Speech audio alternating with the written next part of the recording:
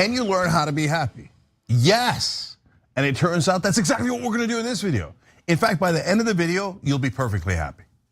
Okay, the last part's probably not true. But still, it is something that can be studied, and our next guest has studied it and has really important facts about how you can become more happy. It's Dr. Robert Waldinger. He is the author of The Good Life, the lessons from the world's longest scientific study of happiness. He's also a professor of psychiatry at Harvard Medical School, the director of the Harvard Study of Adult Development at Massachusetts General, and co-founder of the Lifespan Research Foundation. All right, Dr. Waldinger, welcome. Thank you. Nice to be here. Thank you, brother. So I'm gonna tell you a quick thing about what I've learned about happiness through the guests that I've interviewed, and then get your reaction, okay? So I have interviewed, for example, Russell Brand, and a very famous actor, and I asked him, hey, did becoming famous make you more happy? And his answer was no. Then I interviewed Ray Dalio, one of the richest people in the world. Did becoming incredibly wealthy make you happy? No. Now Ray's generally happy more than the other two, okay? But the wealth didn't necessarily do it. And then I asked Norman Lear, one of the most successful television producers of all time. 7 out of the top 10 TV shows were once his. Does success make you happy? And he was like, no. So I found that very, very interesting. So now you've studied this for a very long time. So one, I assume you're not surprised by those results. Not at all, and I'm thinking you did your homework perfectly for what we're gonna talk about tonight. Yeah, indeed, I'm obsessed with this topic. That's why I love having you on here. Let me start out super broad and then we'll dive into details. So what does make you happy? Well, we found, to our surprise, that relationships, good relationships with other people, make you not only happy, but they keep you healthier. They keep your body healthier. They keep your brain healthier as you go through life. And at first, we didn't even believe our own data until other research groups began to find the same thing. That is super interesting. So this is an 84-year study, by the way. So it's not like, oh, well, maybe they got it a little wrong because their sample was too small. No, the sample is enormous. And so people are often, of course, wrong about what makes them happy. We'll come back to that as well. But what is it about relationships that has it at #1 for a factor that is more likely to make you happy? Yeah, well, the fact that we're always facing challenges in our lives means that we always need support in one way or another, and many different kinds of support. You know, we need people to have fun with, we need people to confide in, we need people to drive us to the doctor, to loan us the right tools, whatever, right? So we need many things. We are not islands. And what we find is that the more good connections we have, the more sources of support we have when stuff comes along, like a pandemic that none of us could have foreseen. You know, so that there's just so many waves of challenge that come at all of us in our lives. And it turns out that if we have good connections, we weather those challenges so much better, and therefore we're happier. So, Dr. I can also talk a little. Go ahead. Well, I was going to say at some point we can also talk about how it works with our health. How do relationships get into our bodies and change our physiology? Because that was the thing we didn't believe at first. All right, that's super interesting. We're gonna get to #2 and #3 things that make you happy, the first step to happiness, all that wonderful stuff's coming up. But now you got me interested. How does it change your physiology? Yeah, well, it seems the best hypothesis is that relationships help us regulate stress. That stress is always coming our way in life. That what happens when we're faced with a stressor or a threat is we go into fight or flight mode. Naturally, the body revs up, you know, heart rate goes up, all kinds of changes, and that's normal. We want that to happen to be able to meet a challenge. But then when the threat is removed, we want to be able to go back to baseline. And if you think about it, if something really upsetting happens to you in your day and you feel yourself churning about it, if you have somebody you can talk to, you can literally feel your body calm down, go back to equilibrium. What we think happens is that the people who don't have those kinds of relationships, the people who are lonely, the people who are socially isolated, those people stay in a kind of low-level fight or flight mode all the time.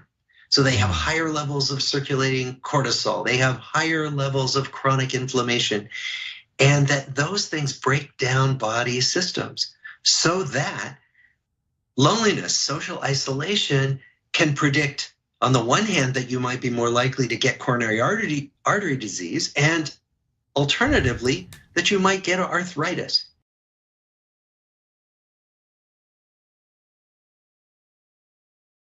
I have another theory as to why societal connections is the number 1 factor in happiness. It's because we're pack animals. And so if we're with the pack, our DNA tells us that, hey, that's where you're supposed to be. And if you're, especially if you're excluded from the pack, that creates an enormous amount of stress for us. Yes, you are naming something that we think is the result of evolution. We believe, and again, we can only speculate, that human beings evolved to be pack animals because it's safer to be in a crowd. It's safer to be in a pack. You're more likely to be able to reproduce and pass on your genes if you have a tribe, right? And so we believe that we got selected out, those of us who are more affiliative, those of us who cluster into tribes, because we're the people who were more likely to survive over the ages. Yeah, that makes sense. But in popular mythology and conventional wisdom, that is not how people perceive happiness, right? So there's an interesting study and survey that you had in chapter 1 of your book about in 2007, millennials were asked what their number 1 goal is, and 76% of them said becoming rich, and 50% said becoming famous. Why are those wrong? What do people misunderstand about achievement? Well, achievement can actually feel good if we're doing something that's meaningful. So, when you put something out into the world like you're doing right now, and you care about doing that, that's satisfying. But if you win some badge of achievement, that only lights you up for a few minutes. Even people who win the Nobel Prize get depressed right afterwards if they've come to believe, oh, when I win the Nobel Prize, then I'll finally be happy. Because that isn't what happens for us. So achievement can be meaningful if you're doing something you care about. But if you're just after the badge of achievement, it's not going to do it for you.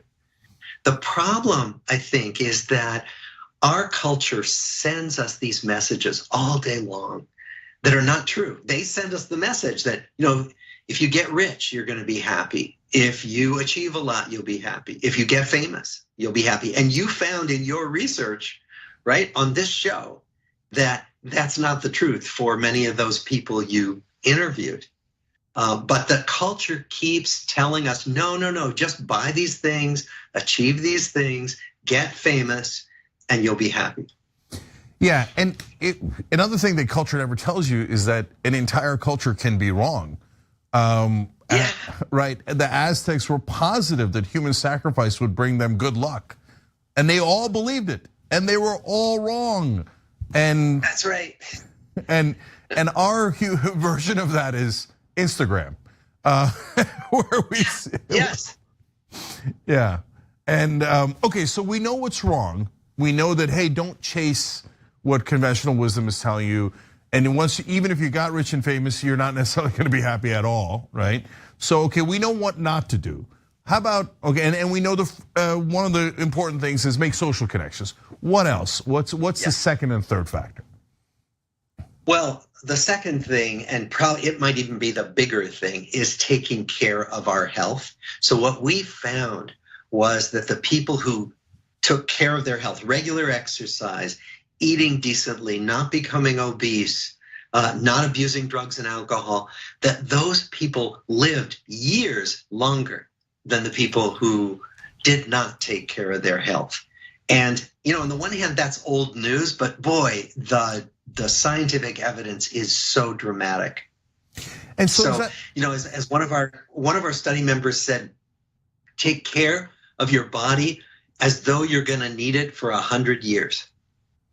Yeah, and wouldn't that be great? And so, but is there a causal connection there? Because I can see how people who are more unhappy would become more addicted to drugs or alcohol, and so the connection might go in the opposite direction.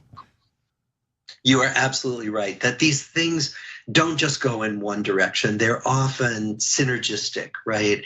And the same way with relationships, that often if we lose our health, it's harder to have the energy to make relationships, to keep relationships. So health allows us to make relationships, and good relationships protect our health. And I've heard in other speeches and studies, for example, I went to a speech from Professor Seligman from Penn talking about happiness. Yeah. And they ranked being appreciative super high on their list. Yeah. Have you guys seen that as well? Yeah.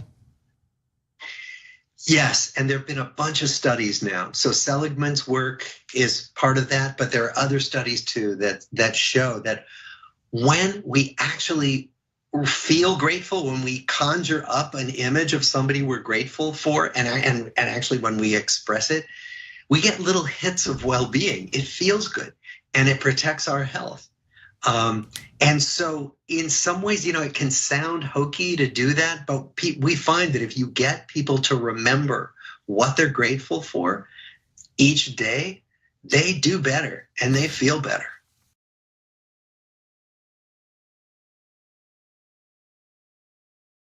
If you had to make a one life choice right now to set yourself on the path to future health and happiness, what would it be, right? And then you go on to answer the question. But I usually, when I get a question like that in a book or an article, I pause and think what the answer is before I read the rest of it, right? And I thought to myself, so I know about gratitude, and gratitude makes a ton of sense because you're focusing on what makes you happy. Hey, I am grateful that I have this good food or this good family or whatever. So when I read the question about what's the one thing that I would do, I thought, well, I would literally actively choose happiness. And it doesn't necessarily have to be just gratitude. I could just choose to be happy in almost any circumstance. Does that make sense? But let me ask you, have you always been able to choose happiness? Like even when you're at your worst, when you're feeling just lousy, are you able to say, no, I'm going to choose to be happy? Have you been able to do that? Well, yes and no. So first of all, I'm not, I'm human. So of course, if you're in pain, you're in pain. If you're sick, you're sick, right? Of course. But at the same time, I'm a little different than the average bear.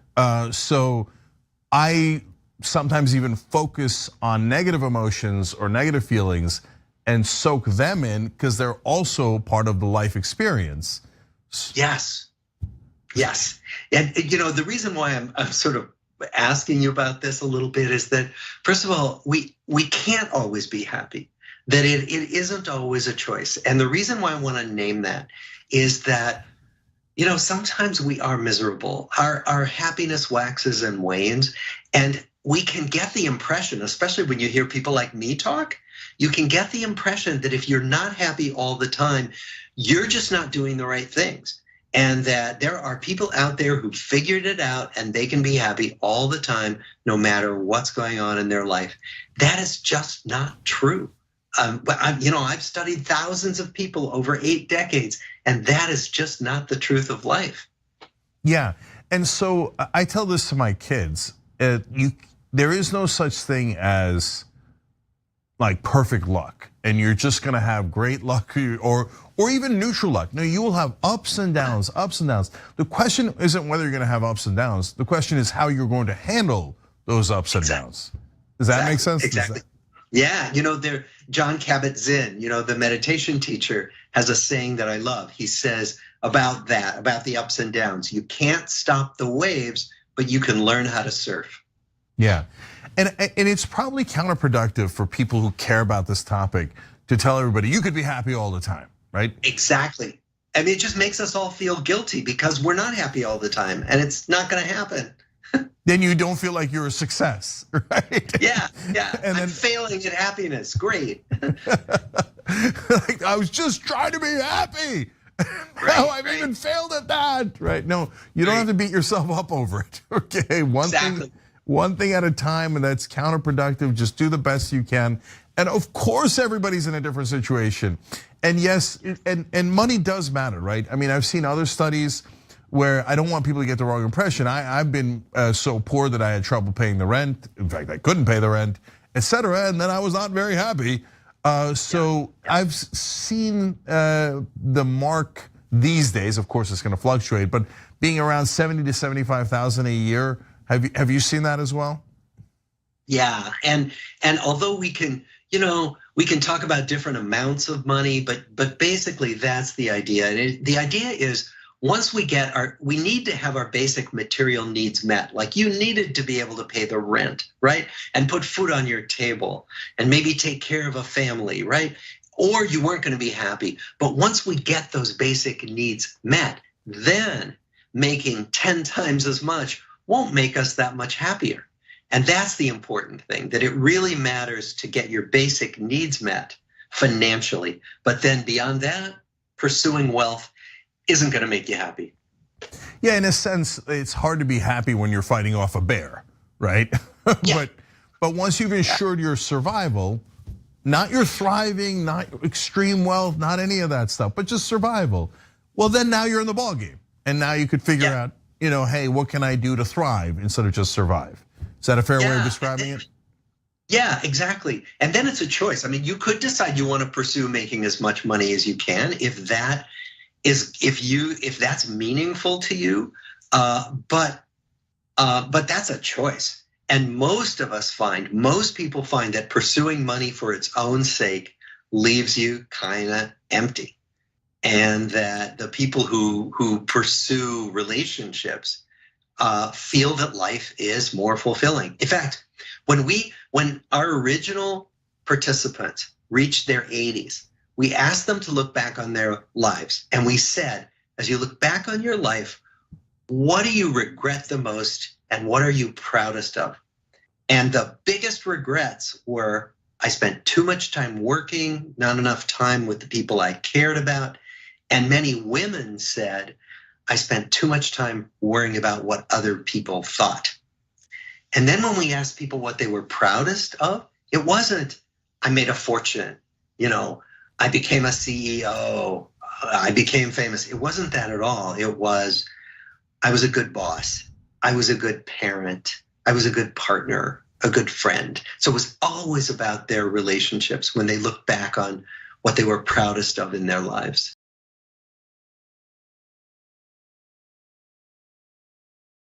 We just said social connections are the key to happiness. But at the same time, when you have those connections, a lot of people, if not most people, get super stressed out about what others in the pack think of them. And so how do we navigate that balance? That's a really good point. And I think the relationships where we really thrive are relationships where we can more or less be ourselves. So that means not being totally preoccupied with what someone else thinks of me, but feeling like, okay, I'm okay in this person's eyes. I can basically be myself. I don't have to walk on eggshells, because walking on eggshells in a relationship is exhausting and depleting. Yeah, well, that's interesting. So a lot of, I mean, you'll see this everywhere. It's common. You'll see it in a mug. You'll see it in a quote on Instagram, if you will. Just be yourself, love yourself, etc. Right? But there's a lot of truth to that hokey saying, right? Because, and the way I view it is, what you're doing is you're getting in touch with your specific DNA. Like, this is what I'm made of, and if I serve the thing that interests me, I will have less friction internally and hence be happier. Is that a right way of thinking about it? Absolutely, absolutely.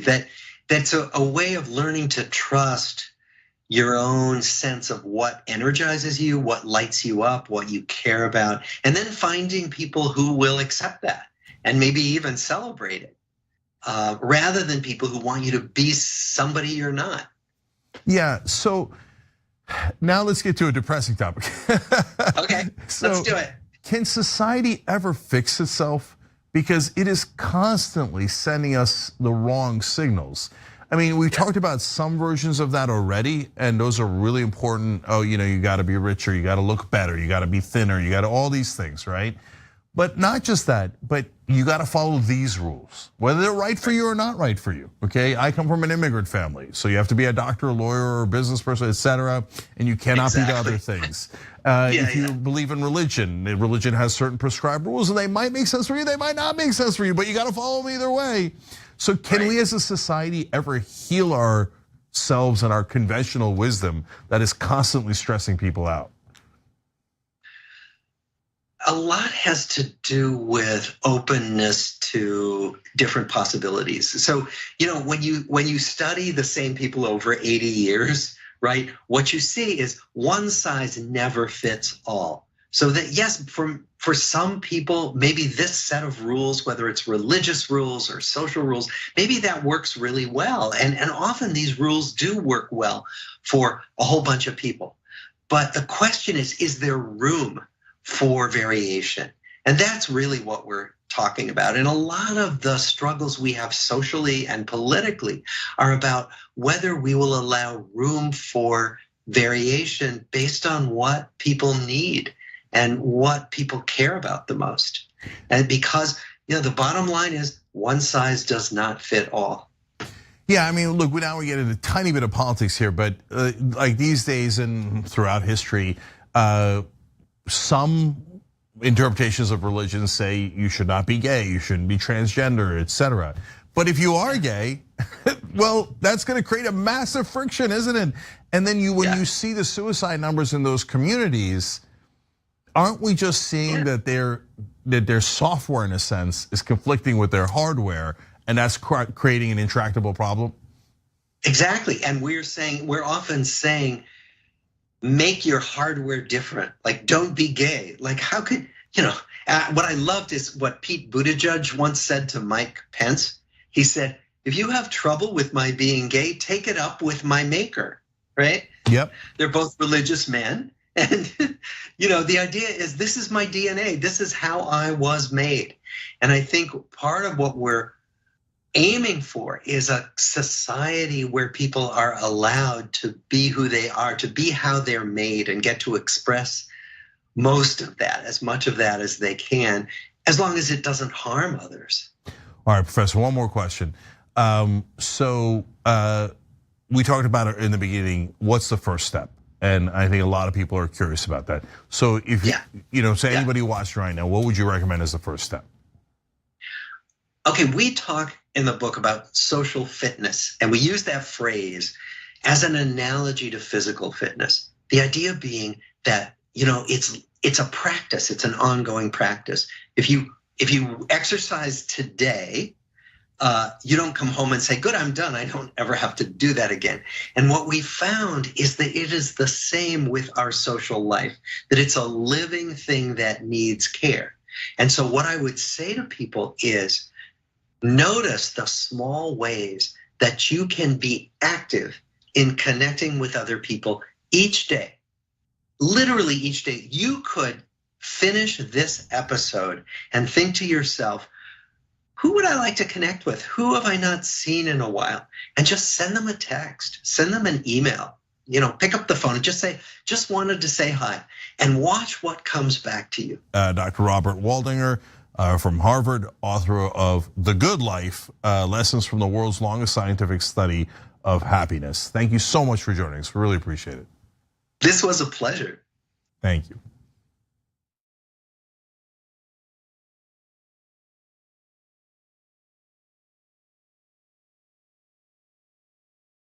Indisputable has been named the fastest growing news TV show in the United States of America.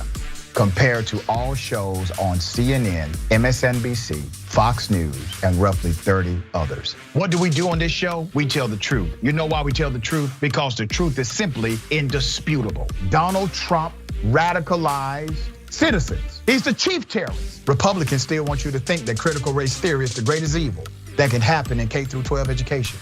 It's not even taught. I guarantee you this, David. If he would have taken a knee during the national anthem to bring awareness to the need for more money for cancer research in America, he would not have had that response. It was the fact that he took a knee for black folk and brown folk. You rather pick the voters because you're scared of the voters picking the politicians.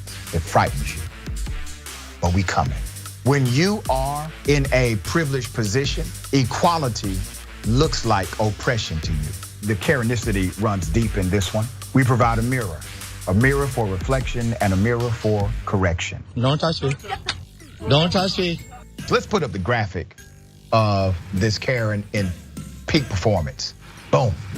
They want anarchy so they can start creating their own rules. Can you share with me some examples? When they were running around during the terrorist attack on January 6th saying, hang Mike Pence. So those are the people I'm talking about. That's a problem, correct? You work for Mike Pence, stand up for the guy.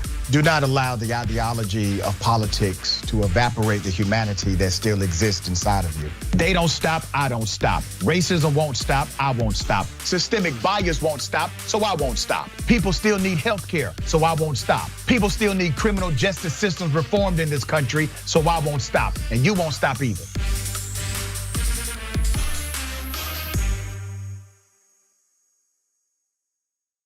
Hello, beloveds. I have a big announcement. I'm launching a new daily 1-hour show with the Young Turks called Unbossed with Nina Turner. Starting October 17th, we are going to be taking on corruption in all of its forms, whether it's big money, big pharma, the injustice system, the establishment of both parties. All that we love is on the line. They keep coming for the people, not serving the people. Now we're coming for them. Anytime anyone, anywhere tries to take power from the people, that is where we will be together on Unbossed. And not only are we gonna take on these people, we're also gonna have a little joy while we fight. What is life without having some joy? The channel's already up, so go subscribe now, yes, right now, at youtube.com/unbossed, TYT.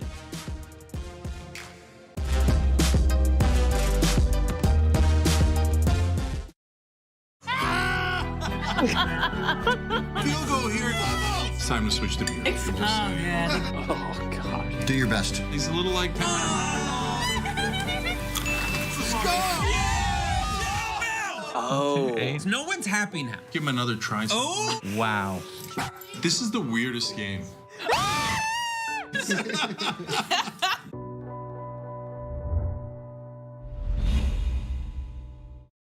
We've been around for about 20 years and we have about 20 billion views. Am I proud of that? Hell yeah, I am. We put out 20 billion messages in a bottle. Have we helped to move now 2 generations, millennials and Gen Z, to become progressive?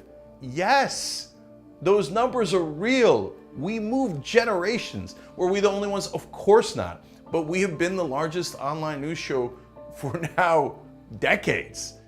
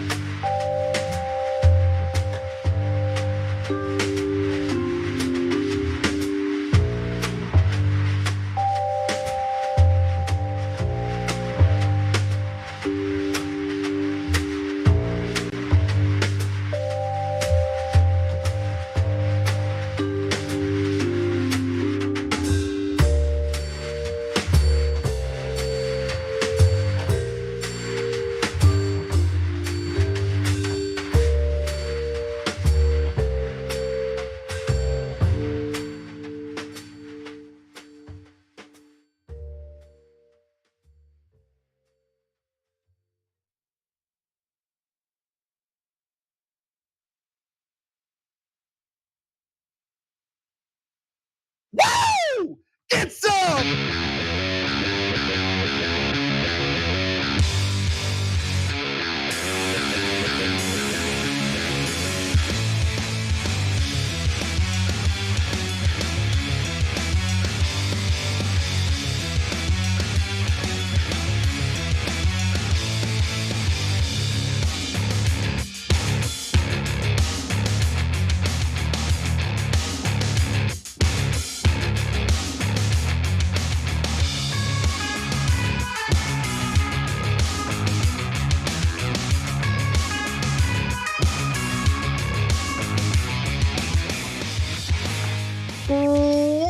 Turks, you got it. Is married with you guys on an amazing Monday afternoon / evening. So guys, obviously packed show, ridiculous show, crazy show. We've got coups. We've got people warning about growing misogyny in British schools because of Andrew Tate. It's a crazy story. Some of the kids call it cray-cray. We've got salty Trump. We've got so many things for you guys today. We gotta go. We gotta go. Casper, take it away. Well, you know what? I think that today is the perfect day to begin with some international news. So let's do it. You are watching supporters of former Brazilian President Jair Bolsonaro break into a government building in the country's capital of Brasilia. According to the Associated Press, on Sunday, rioters broke windows, toppled furniture, hurled computers and printers to the ground. They punctured a massive Emiliano di Cavalcanti painting in 5 places. They overturned the U-shaped table at which Supreme Court justices convene. They ripped a door off one of the justices' offices. They also vandalized an iconic statue outside the court. As you can see from these scenes of the riots, a lot of parallels with what we experienced here in the United States on January 6th. But believe it or not, the Jair Bolsonaro supporters managed to be even goofier and more embarrassing than the Trump supporters here in the United States, because they decided to carry out this riot on Sunday when there are no government officials present. So there was really no plan in place other than calling for the military to essentially conduct a coup, something that the country of Brazil is familiar with. But when soldiers arrived to the scene, these individuals were actually arrested and the military did not assist them in conducting a coup. Now, this follows the election of its new leftist president, Inácio Lula da Silva. Of course, Jair Bolsonaro is known as the Trump version of Brazil. In fact, after the election, he decided to travel here to the United States, met with all sorts of unsavory figures, including Stephen Miller and Steve Bannon. And he is still in the United States. He was actually just hospitalized for abdominal pain. And there are calls for him to be extradited for allegedly inciting the rioters. Now, I have a few more details, actually a lot more detail to share with you, and you don't want to miss those details because it's fascinating what's happening in Brazil right now. But before we get to that, Cenk, just some first reactions. Yeah, look, the parallels between January 6th here in America and what happened there is uncanny. They broke in very similar ways, and Bolsonaro right now is in Florida getting advice from Republicans, and so his supporters do exactly what Republicans do. Republicans did here in January 6th. So the plague that is Donald Trump continues to spread throughout the globe. And I can't believe that America has made attacking democracy chic in the world now. Well, it's really stomach churning. To be fair, America made destroying democracy extremely chic in a lot of Latin American countries in the history, in the world history. So they love to overthrow leftist leaders, but in a weird twist, in this case, you have President Joe Biden and his administration showing support for Lula da Silva, and of course, condemning Jair Bolsonaro and the rioters. Now, here are some more details. It's important to note that Lula da Silva seems to be a lot more aggressive in ensuring that there is justice brought to those who have suffered the consequences of these rioters. So thousands of people have already been arrested. We'll hear from his speech in just a moment, but a few more details before we do so. Bolsonaro had been stoking belief among his hardcore supporters that the electronic voting system that was used in the election was prone to fraud, though he has, much like Trump, never presented any evidence. And his lawmaker son, Eduardo Bolsonaro, held several meetings with former US President Donald Trump, Trump's longtime ally, Steve Bannon, and his senior campaign advisor, Jason Miller. I believe earlier I said Stephen Miller. I mix the two up all the time. Apologies for that. Now, in yet another parallel to January 6th in the United States, of course, there were some questions as to whether the police were either complicit in this attack or if they were just ill prepared. Police were noticeably slow to react, even after the arrival of more than 100 buses carrying Bolsonaro supporters, of course. One video showed one group of protesters easily pushing through a police barricade with only a few officers using pepper spray.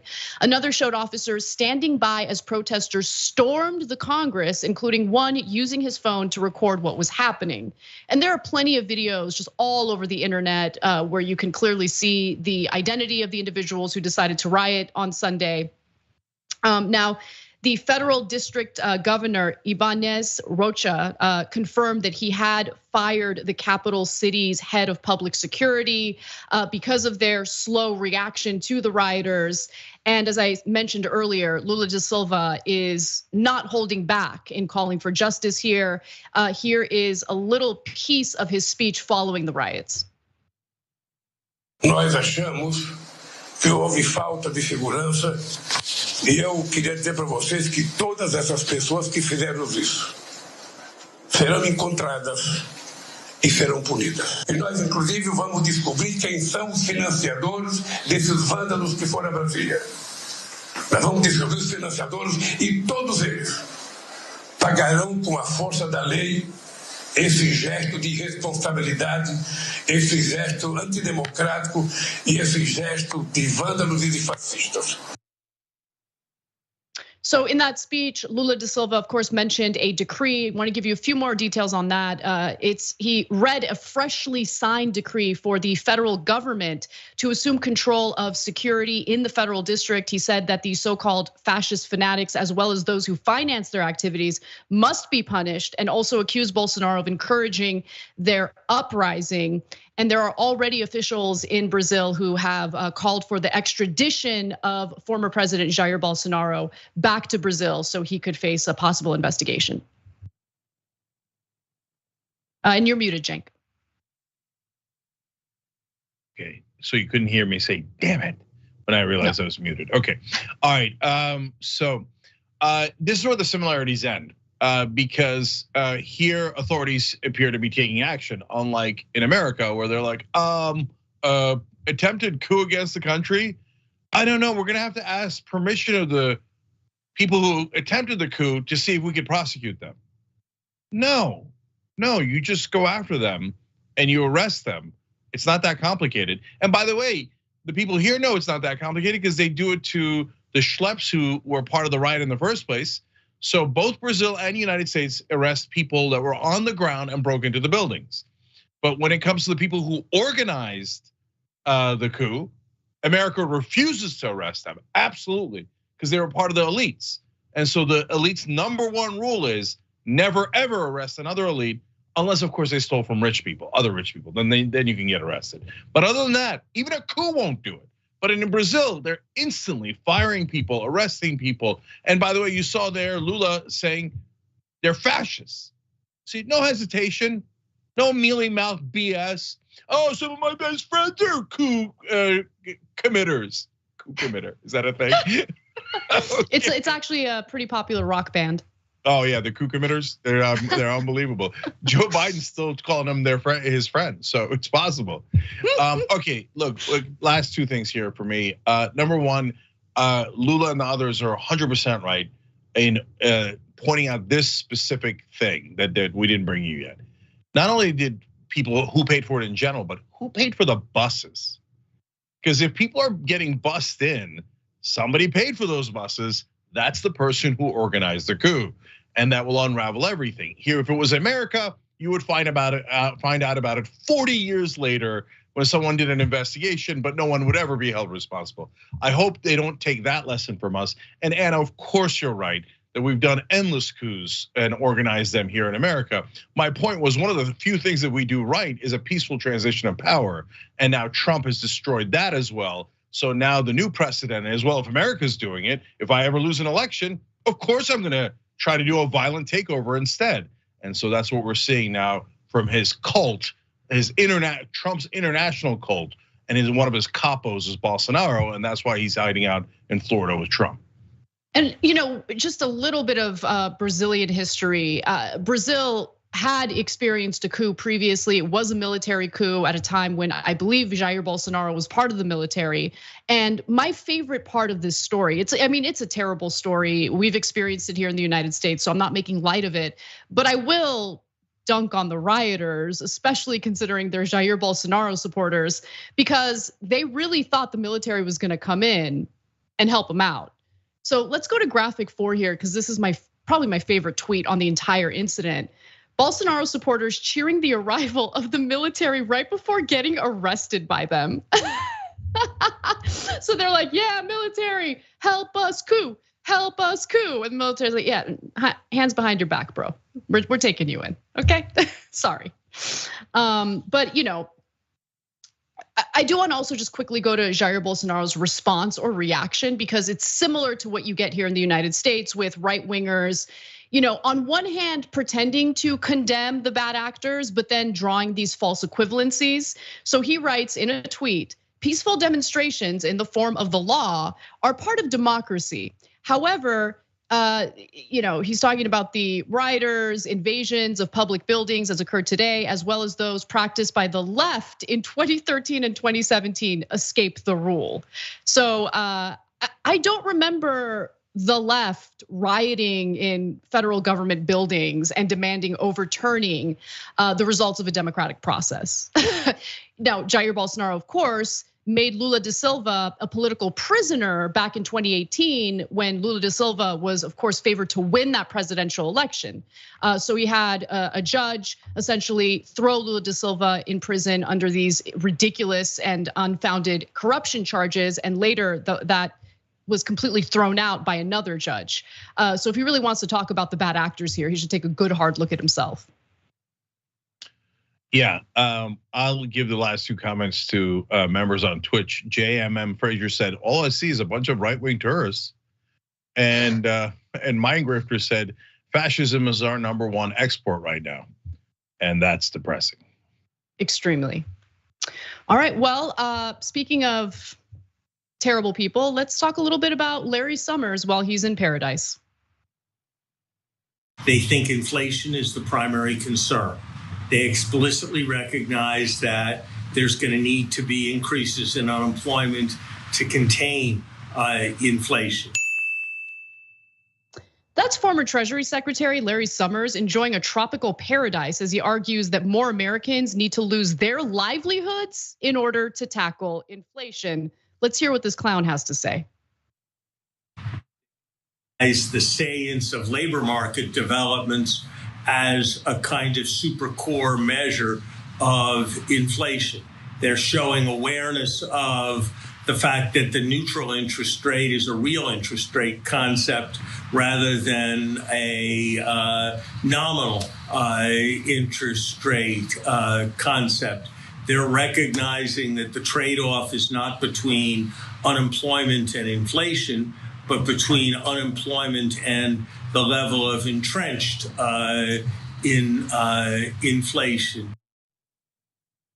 So if you pay close attention to what Summers is saying there, he's giving the Fed kudos for continuing to have a very aggressive approach in increasing interest rates, which of course makes it far more expensive to borrow, in an effort to tackle inflation. Now, when it becomes more expensive for businesses to borrow, for instance, they end up laying off workers, it increases unemployment. He knows that, and he seems to be celebrating that because, and this is an important point to mention, okay? When he says that he's concerned about inflation, when the wealthy when those sitting in their tropical paradises talk about how we need to tackle inflation, they're not talking about tackling the high costs of necessary items we rely on every day, like food prices. What they're talking about is the inflation related to the workforce, because we're in a tight labor market and he don't like that, okay? So they don't like the fact that workers are getting paid more. They don't like the fact that workers are organizing and demanding better pay and better working conditions. They essentially want to use the method of coercion to either force people to stay at their jobs and deal with whatever their management is willing to pay them. And the way to do that is to do away with the tight labor market. I have more on this in a moment, including his ridiculous op-ed. But before I get to that, Cenk. Yeah, so look, these guys speak a different language and they feel like they could speak openly because they're speaking in corporate business lingo and they think the average person doesn't understand it. So they could just say anything they want, like, hey, we'd love to drive longer term unemployment and make sure that millions of more people are suffering without jobs. But they feel like if they put it in business lingo, we're not gonna hear it or understand it. Well, good news, I'm bilingual. I went to the top business school in the world. I run a business, so you're not gonna get anything past us. So I understand what you're saying. You're saying that you think that the interest rates should be, some long-term reasonable number and not zero. Okay, I might agree with that, by the way. But that then leads to more unemployment. And I would look at that and go, hey, we should have a debate around that because that's gonna cause a lot of people pain. He seems to celebrate it. He says over and over again, whether it's the video or the op-ed, about how great long-term unemployment is. And that's because these guys only look at it from a corporate perspective. They genuinely believe what they're saying, but they don't even consider the workers. They just think like, well, if corporations are doing better, well, you lowly workers will eventually do better too. But if you had enough wisdom, you would know that we're firing you for your own sake.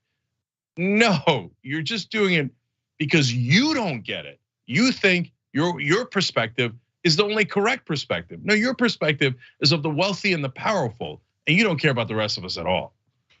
100%. And look, there are potential upsides to higher interest rates. So for instance, the super low, near zero, or even in some cases below zero interest rates in other countries, like Japan for a long time had below zero interest rates, which meant like you would get like almost paid to borrow money if you were a corporation, right?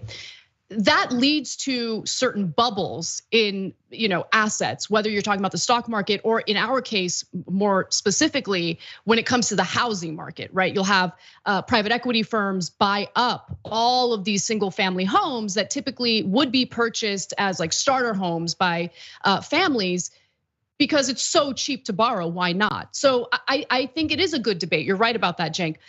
There's also a benefit in getting some interest in your savings account, for instance. So if you've been saving money slowly but surely, make sure that you're doing your research and you find a good bank that offers a decent interest rate. So you're getting an interest rate on that savings account.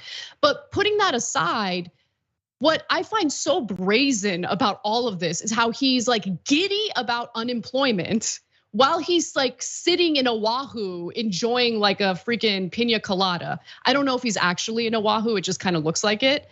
And it's just like this carelessness, lack of compassion for how what he's advocating for is gonna cause a lot of misery in people's lives. And he certainly gets more detailed about how he loves the misery in his op-ed for the Washington Post.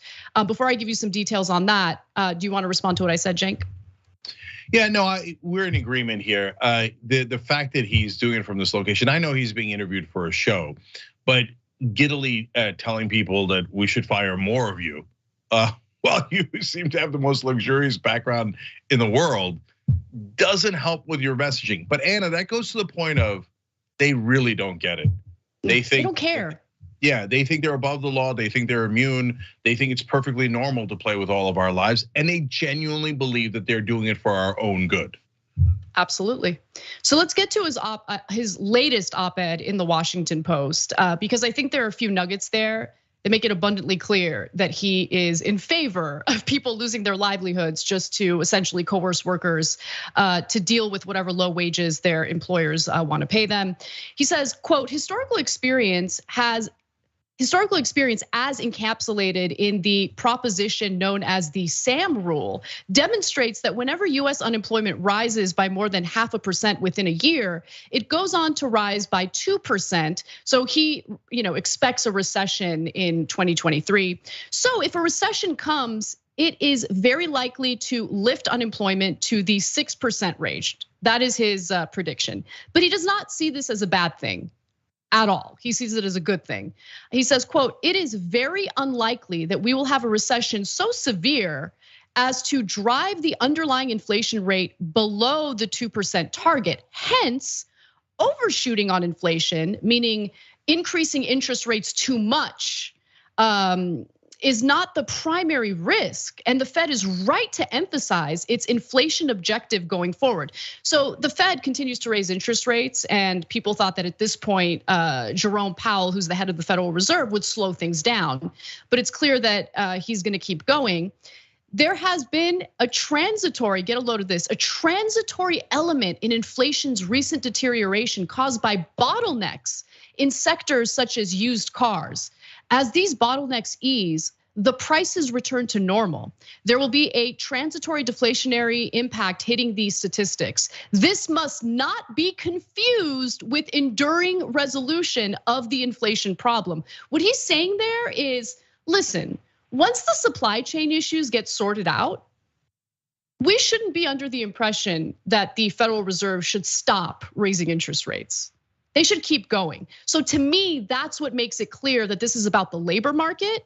This is about the wage inflation that executives at corporations have been complaining about. It's not about the inflation associated with products that you and I need every day just to live. It's just about how they don't want to have to pay workers more for the work that they do. That's it. Yeah, so look, he doesn't want interest rates to be sky high. He says, I'm calling for moderation. And I don't think they should be near zero either.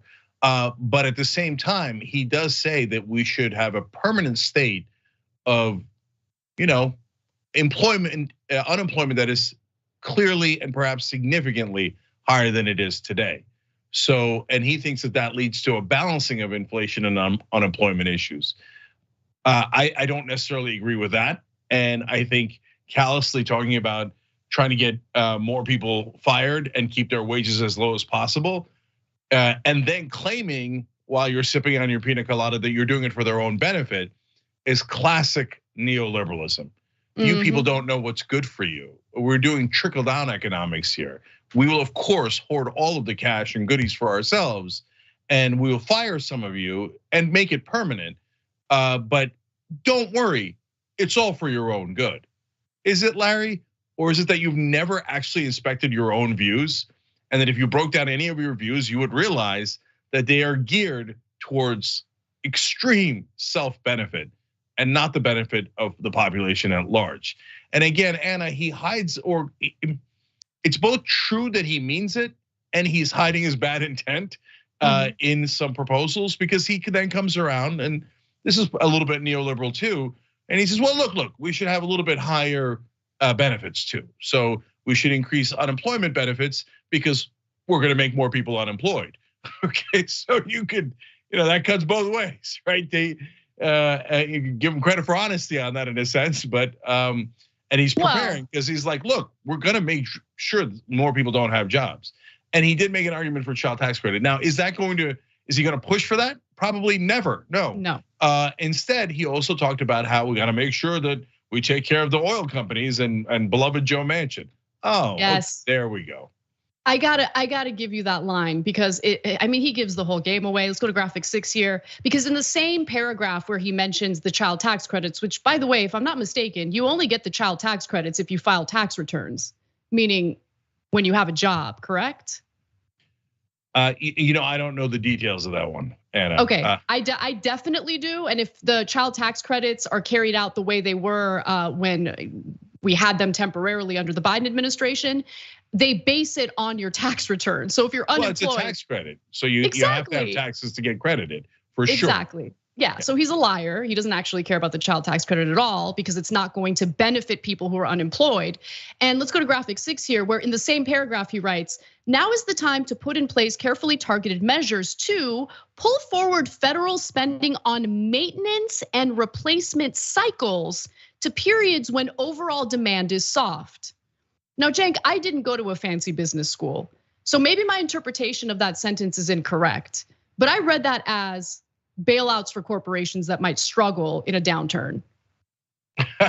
Well, so he would probably add in there, well, what? I said unemployment benefits and child tax credit, so I'm saying bailouts for everybody. But is it, because is that how it really works? We had the child tax credit for, I think, about 1 year, right? Every time the corporations need help, they get trillions of dollars in help from the Federal Reserve and obviously backed up by the United States government. And by the way, Larry Summers not only is part of the people who say and have said throughout their entire careers that those companies should be helped, but he was one of the top architects under the Obama administration for doing the bank bailouts, where they gave infinite money to the worst business people in the history of the world that caused one of the greatest economic crashes in world history. And he bailed them all out because in his worldview, if you're helping the very wealthiest people in the world, you're definitely doing the right economic policy. And eventually it'll get down to the unwashed masses. I do declare, Jeeves, another pina colada, would you? All right, well, we got to take a break. When we come back, we've got more news for you, including an investigation and its findings into freshman Republican Congressman George Santos. One of my favorite stories where the plot continues to thicken. Don't miss it. We'll be right back. I care.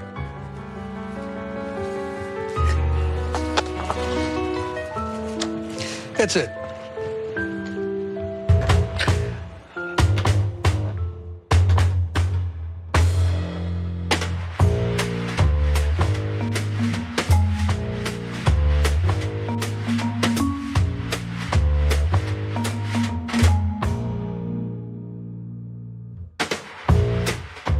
All right, back on DYT. I'm going to start with Super Chat because I found this one amusing. Brad David wrote in, can you explain Jimmy Dore's force of vote plan? I don't see how that could have worked. All he does is attack Cenk and Anna on Twitter. Of course, because he doesn't have any real ideas or plans or policies. His whole thing is like, oh, I'm a person who is enraged. Are you enraged? Let's get enraged at people that I view to be competitors.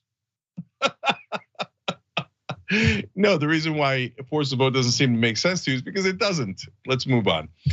Styx Dragon, Sharon wrote in, I used to live in Hawaii. I was born and raised there. I dislike the shaming that comes from just existing in the tropics. I had to move away. Hold on. I had to move away because it was too expensive. But that's what we're saying. That is what we're saying. No, you guys, I literally told Cenk recently that my dream is to eventually live in Hawaii.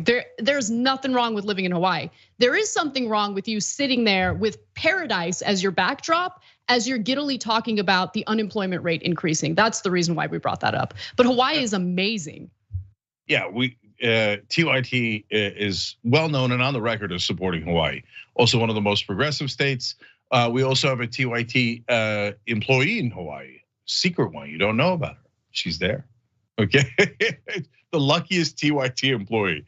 And by the way, we have no idea if he was in Miami. That could have been Miami. That could have been a lot of different places. All right, Anthony McClendon writes in, the sequel is never as good as the original. Bad news for Bolsonaro fans, since in this case, the original sucks too. All right, more from YouTube members. Dudu being said, I see they also film themselves committing crimes like idiots, round them up. By the way, the only people that are not on camera, if you notice, are the people who paid for the buses. So those folks are never on camera, and they, usually, as if they were in America, of course, they would never be arrested. But they get their schmucks to run out of the buses and film themselves as they come in. By the way, one, it's the digital age, that's why they're filming themselves. Two, they're the organizers want them to film because they want to scare the living crap out of the other side. And so it's a twofer. But of course, all the people on the ground are just pawns. They don't know they're pawns. They're the idiots that get riled up like, yeah, we want a dictator, yeah. Are you gonna be the dictator? No. Do you know what the dictator is gonna do? No. You're just the useful idiots. Multiplies that by 10 for everybody on January 6th attacking the Capitol. Sophie says, check the comments of female creators on YouTube. Misogyny is crazy. Well, we're gonna talk about that later in the program, as I said, regarding Andrew Tate. And believe me, sister, we know how crazy it is, okay? And believe me, we've seen those comments. We have a lot of female creators here. All right, let's go to Twitch. Mountain Man 096 says, anyone else think Cenk and Anna are the GOATs? Ooh. Oh, thank you. Thank you, that's very nice of you. Sure. Okay, Gypsy Rock says, what is the attraction to fascism? Yes, you do get to dominate others sometimes, but you become somebody's bitch all the time. And so that, Gypsy Rocks, that goes to what I was saying. I know, but for a lot of right wingers, they think that's a fair deal. They're into that. Yeah, they're already betas anyway.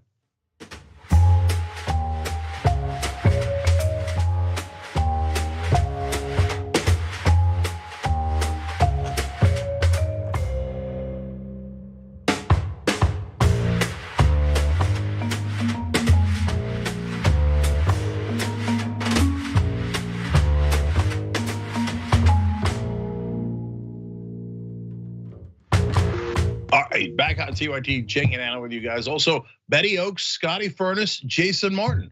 All those American heroes just signed up, became Young Turks. There is no show without the members. Every time you see us doing something positive in the world, pushing for positive change, or just bringing you honest news, thank a member. They're the ones who did that. So hit the join button below on YouTube or tyt.com/join anywhere else. All right, Casper. All right, well, let's talk a little bit about what George Santos is up to, and more importantly, whether there's an investigation into his lies. Freshman Republican Congressman George Santos has been investigated by a nonpartisan group that has now filed an official complaint with the Federal Elections Commission over potential campaign finance violations. Now, this complaint was filed by a nonpartisan group known as Campaign Legal Center, and their findings in some cases are fascinating, in other cases are hilarious, because while we know that this guy is a liar, the way he tries to lie when it comes to campaign finance issues is just as George Santos as you can get. So the report says, particularly in light of Santos's mountain of lies about his life and qualifications for office, the commission should thoroughly investigate what appear to be equally brazen lies about how his campaign raised and spent money, the complaint argues. All right, and I'm gonna stop right here because to me, this is the most important part, right? Him lying about where he went to school, what his nationality is, all of that stuff is bad. I'm not minimizing it. But I was worried that much like with Trump, everyone was gonna leave the potential financial crimes alone and just kind of focus on the other lies that are, less of an issue if you wanna oust this guy, right? And I think he should be ousted given his lies. So what did they find? Santos reported loaning his campaign more than $700,000 in the 2021-2022 cycle, despite having only $55,000 in earned income during his previous run for Congress in 2020. Campaign Legal Center called his claims of earning millions over the previous 2 years from his DeVolder organization vague, uncorroborated, and non-credible in light of his many previous lies. Now, this is where it starts to get real good. The complaint alleges unknown individuals or corporations may have illegally funneled money to Santos's campaign through his firm, part of what the Campaign Legal Center describes as a scheme for the candidate to act as a straw donor to his own congressional bid. If I remember correctly, Cenk, there is an individual who came out with a super goofy documentary called like 2,000 Mules or something, who went to prison for something like this. Do you remember who that was? Oh yeah, last name D'Souza, first name Dinesh. I remember. Yeah, so, but he's about the last person I remember going to prison for something like this. So this is a really important story, not just because of George Santos.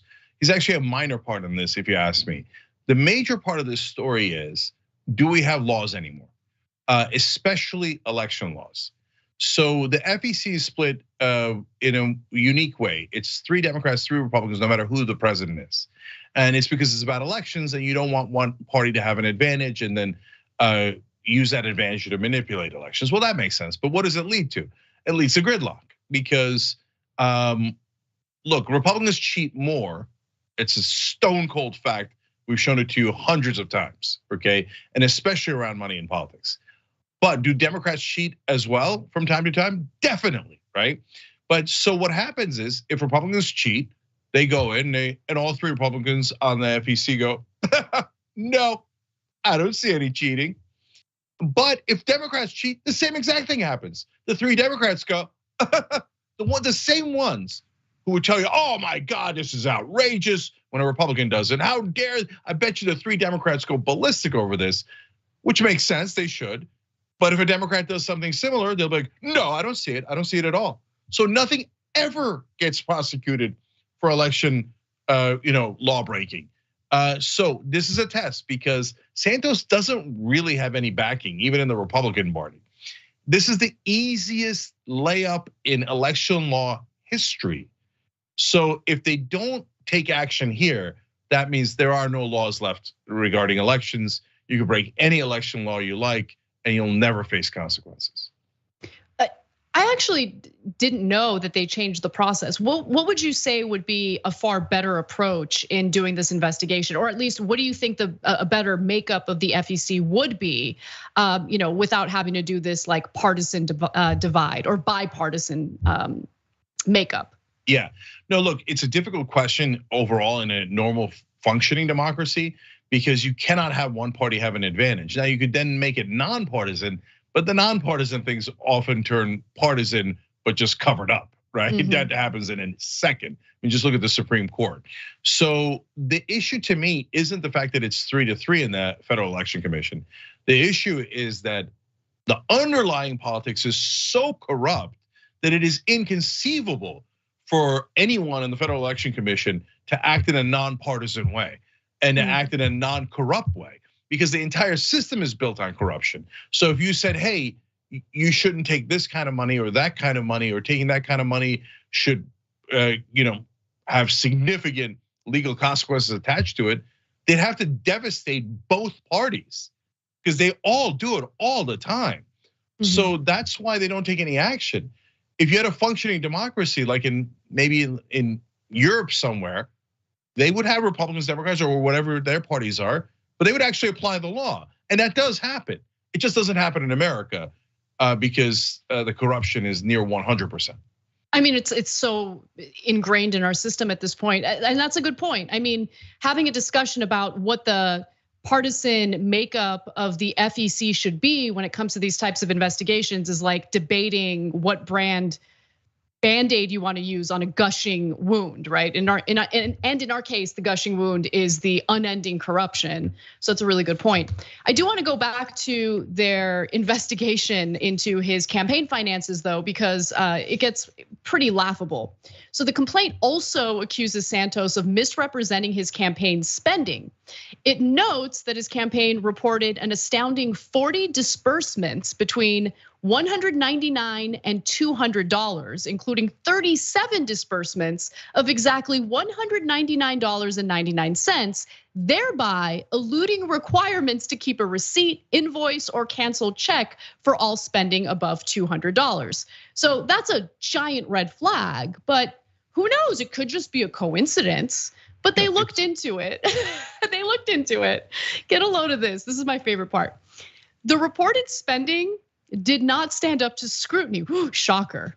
It highlighted a reported $199.99 payment for an October 13th, 2021 hotel stay at the W South Beach, a Miami hotel whose least expensive room for a midweek stay in October is priced at more than $700. On a single day in November of 2021, the campaign twice spent exactly $199.99 on food and beverage at an Italian restaurant in Queens, according to its public disclosures. What are you doing, bro? He's not even a good liar. If you're gonna be a pathological liar, you really need to you got to work on your craft. You got to work on those skills. And clearly, not only is he a liar, he's a lazy liar. He's like the Dave Rubin of Congress. Yeah, well, there's a lot of truth to that. And we're gonna get to his white power antics that also jive with that. So look, I got this at 50-50 on him being prosecuted because he doesn't really have a base in the Republican Party.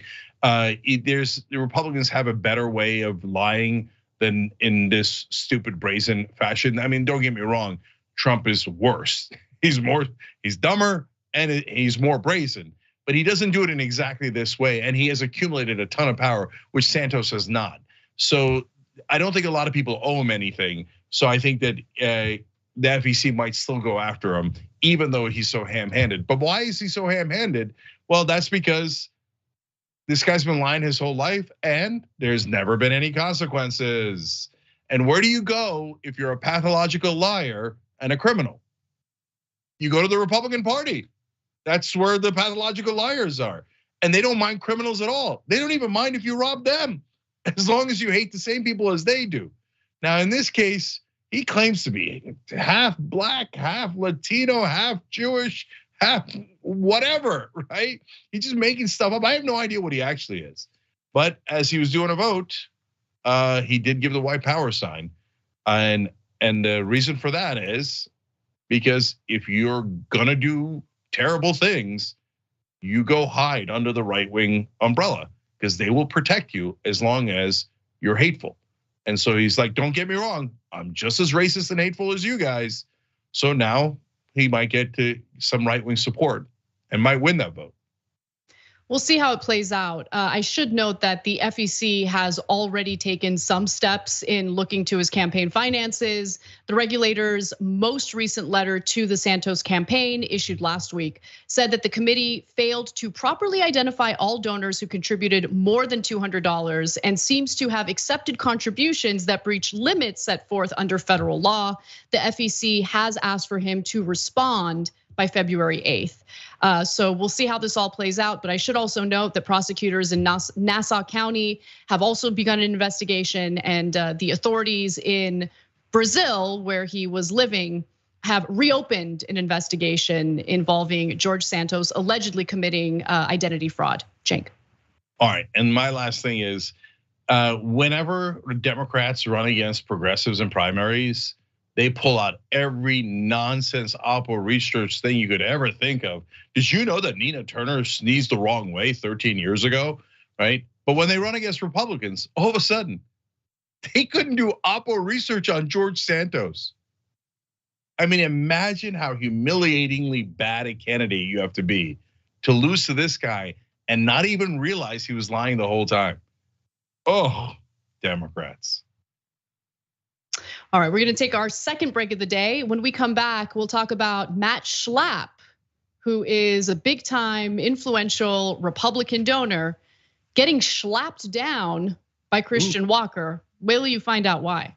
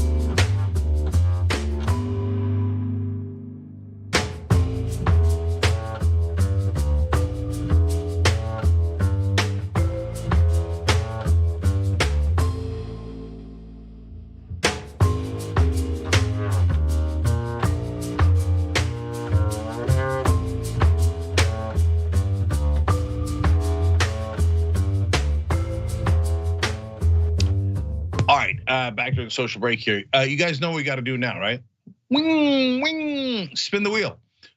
So it's for annual membership, and you might get more than what you put in right back, because we're giving a $100 annual, $100 gift card in free food from Blue Apron. Those are real, as everybody knows. You don't have to put your credit card info, and That is a hell of a deal and a good percentage win. But not everybody wins that, obviously. But everybody who does win a prize, shop TYT prizes, Too Strong Coffee prizes. So go nuts, tyt.com/spin, best way to become an annual member right now. Also check out our progress report. That's our newsletter. People are raving about it. So it's like great to finally have a progressive newsletter in Washington and the whole country. tyt.com/newsletter is how you get that. Very complicated. How are you ever gonna find it?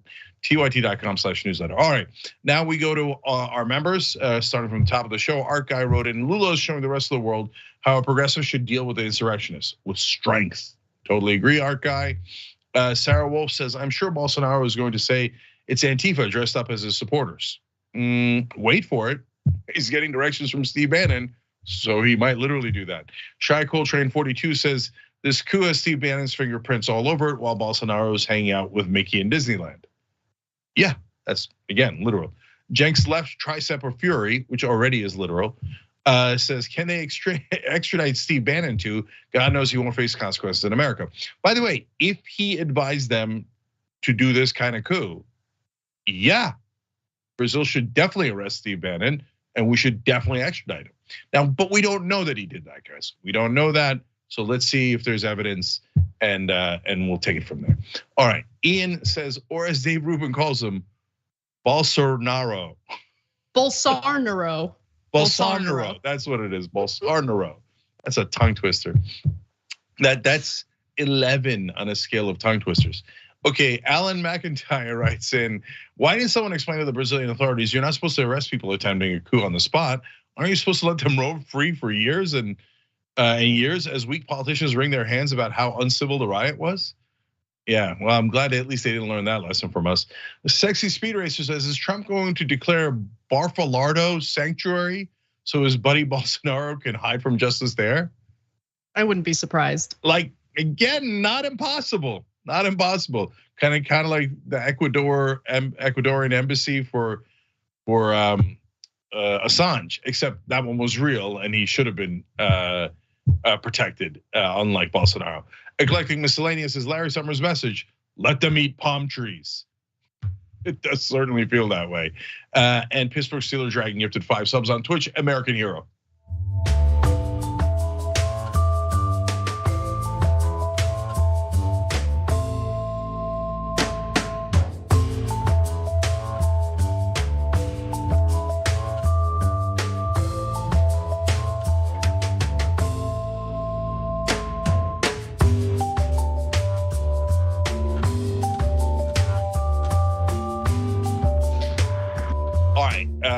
Back on TYT, Cenk and Anna with you guys, and a number of American heroes as well. Gina Evans just became a member, thereby becoming an American hero. She hit the join button below the video on YouTube. Dave Schmidt 311 continued his American hero antics on Twitch by gifting 2 subs. And Dave, we notice it every time, and you're awesome every time. Casper. All right, haven't heard from Christian Walker in a while, so why don't we catch up with him? Matt Slapp, head of CPAC, big family values, conservative guy, married to a woman. They have 5 children together. Took one of my dad's campaign staffers out for drinks when he was helping my dad on the campaign trail. Took one of my dad's staffers out for drinks. The staffer had been chauffeuring Matt around, all excited, I'll go to drinks. This guy's big in conservative politics. It's gonna help my career. And when the staffer was dropping Matt off at his hotel, former Senate candidate Herschel Walker's son, Christian, is about to tear apart GOP donor and activist Matt Schlapp for how he treated his father's campaign staffers. Matt reached over, inappropriately grabbed the staffer, but here's the kicker. The staffer is a man married to a woman. Oh! He grabbed a male staffer. And then when they get to the hotel, Matt Schlapp invites the staffer up to his hotel room. The staffer immediately told the campaign, texted Matt, that made me very uncomfortable. That was horrible. Go over to the next slide. We got to finish this story up. 1 second. 1 second. We will go to the rest of his video in just a moment. But before we do, Cenk, how many times are we going to come across stories involving Republican men, Republican politicians, Republican political operatives, on one hand saying the most vicious things about the LGBTQ community, And then of course, behind the scenes, engaging in some same-sex unwanted groping, which is what Matt Schlapp is being accused of right now. And this is a story that you guys covered last week, but it's continued to develop since then.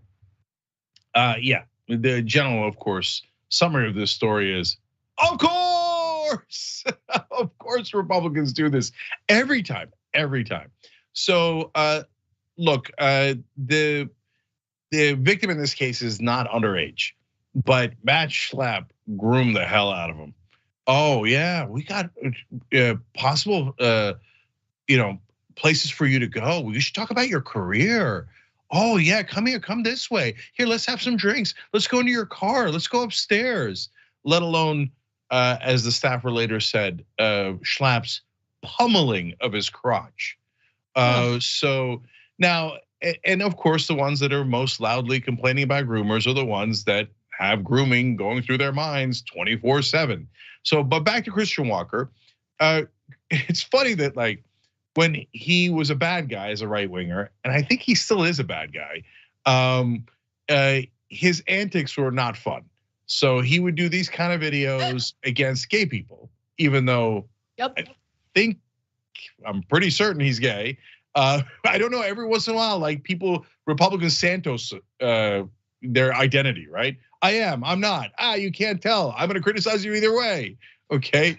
But so he would do ridiculous like tirades against the pride flag, right? And I'm like, are we kidding each other? What's happening here? But now that he's turned his guns on the right wing, it's kind of fun. It is kind of fun, but okay, so let's suss out what he's doing, because I think that your gut instinct that he's still a bad guy is a good instinct, because the way that he's framing this is, I'm a good person in terms of going along with conservative family values, and he's attacking these folks on the right from a perspective of family values, right? He's calling them out on, of course, being hypocrites, as we do all the time. But he's doing so from a place of judgment because he still wants to position himself as a good family values type of person. And I'm just not buying it. But anyway, we should go to, go ahead, Cenk. What were you gonna say? Yeah, I just wanna say real quick there too. Look, it's easier for him to get on his moral high ground there. I don't know if this will be a controversial statement, but he's a relatively good looking young, a single gay guy who I don't know what his plans on marriage is for a long time from now, I presume, right? But so while he can go and have, whatever kind of relationships that he wants, he then judges everyone else in their relationships. And so in a sense, that's also quite Republican of him. Now, of course, on Schlapp, we have common ground because Schlapp accosted the guy and the guy did not ask for it at all. So that's why we can enjoy the video on the rare common ground we have with Christian Walker. But a lot of my liberal friends think that he's actually left wing, just because the only time they ever saw him was when he turned on his dad. They had not seen him as a right winger before he turned on his dad. So that's why I wanted to correct the record. Don't think this guy's actually on your side, even though we agree with him on this video and think it's fun. Now we have audio of the gentleman who has made these accusations against Schlapp. He's in his late 30s, so to Cenk's point, he is not a minor, he is an adult, but still, you can't, touch people, in a sexual manner in an unsolicited way, and that is what Schlapp is being accused of here. Before we get to that audio, though, and stick around for that, we should go to the second half of Christian Walker's antics. Let's watch. Matt pulls a typical predator move, texts the guy back when the guy's not answering his calls. He texts him, if you can find it in your heart to give me a call, because Matt knows he's been caught now. So when he's on campaign trips away from his wife and children, he's trying to hook up with men. Ridiculous, this is insane. Typical predator preys on this poor little staffer who's just trying to work his way up in Republican politics, then gets assaulted by one of the top guys in the industry. Ridiculous. Family values? You need to cling to your wife and your children. I mean, I agree with everything he's saying there, but you're right, Cenk. He's very animated. I enjoy it for the most part. Part of it feels like an act, but he's also furious with the Republican Party over its treatment of his family and all of that. So putting that aside for a second, I do want to be fair, even though I don't believe him. Schlapp is denying everything. An attorney for Schlapp called the claims an attack and said Schlapp denies any improper behavior. It is unclear if Herschel Walker was made aware of the allegations at the time. I should note that the staffer immediately told the campaign, and the campaign told him, you need to document this and get it, on record. Which is a good sign. That means that they took his accusation seriously. If I recall correctly, Cenk, CPAC, which Matt Schlapp is the head of, it's the annual conservative Chud conference, recently wanted to prevent the log cabin Republicans from having some important role, right? Yeah, because they didn't believe that gay people could be conservatives and they wanted to reject them.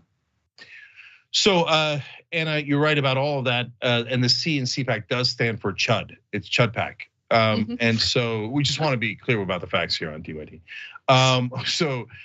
No, look, we covered it on this portion of it on Friday. Matt Schlapp has actually a mixed record.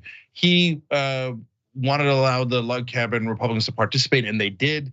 But people were outraged that they were going to be a sponsor of CPAC. So Matt Schlapp then blocked them from being a sponsor of it. I mean, that's a bridge too far. Not only are we going to allow gay people in the room, we take money from them and promote them? No way. And so Schlapp at times has said that gay Republicans should be welcome in the party, and at other times has been just as vicious as other Republicans against gay marriage, against any kind of gay rights, and having them be equal to straight Americans. That's because he's in the Republican Party and he's a conservative. If you don't hate gay people there, you'll be driven from the party instantly. And so CPAC is terrible towards the LGBTQ community. And now, ironically, we find out that probably a closeted gay man is running it. To which I say, of course. Yes. Now, without further ado, here is the audio of the accuser, who is still unidentified for obvious reasons. Explaining what he experienced allegedly with Matt Schlapp. Let's watch or listen. Regards to Matthew Schlapp, chairman of CPAC, who approximately 2 hours ago put his hands on me in a sustained and unsolicited and unwanted manner. It started around 10:45 at Manuel's Tavern in Atlanta. And he was leaning in close to me to a point where I felt uncomfortable. My fault is that I'm sitting here thinking that this is the man drinking, that he's just feeling himself. And at that point that, okay, he's drinking, it's okay. But clearly it wasn't okay, and things escalated from there. With Schlapp asking him to go to his room and all of that. You guys know the details. Now, final statements from Christian Walker. The Daily Beast, which originally reported this story, reached out for comment from Christian Walker, and here's what he said. Honestly, it's just disgusting that someone as powerful as Matt Schlapp is preying on campaign staffers. I feel terrible for his wife and children. And then he ended the statement with this banger. Don't get your schlong schlapped by Matt Schlapp. And I appreciate those antics very much. So thank you for that, Christian Walker. Thank you. Yeah. So my favorite part of the story was when Anna said that Christian Walker might be partly acting. I mean, look, I get it. It's probably mostly his genuine opinion, but the antics, come on. I mean, there's a lot of motion. There's a lot of this, okay? It feels like Miyagi-Do, wax on, wax off, right? And a lot of this, right? So the dude's animated for sure. And is it partly an act? Of course it's partly an act. And this is now his shtick, by the way. He found a niche. His niche is anytime anyone, cheats on their family and leaves the kids or betrays the family in some way. Now that's Christian Walker's niche, and he's gonna do a video, and we're gonna talk about it every time. So buckle up for that. I don't know about every time, but probably a lot.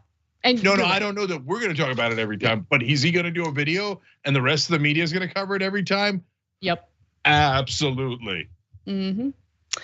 Well, when we come back, we're going to talk about a lecturer who got fired for showing a painting that, in my opinion, was not offensive. But nonetheless, we'll talk about the details behind her firing.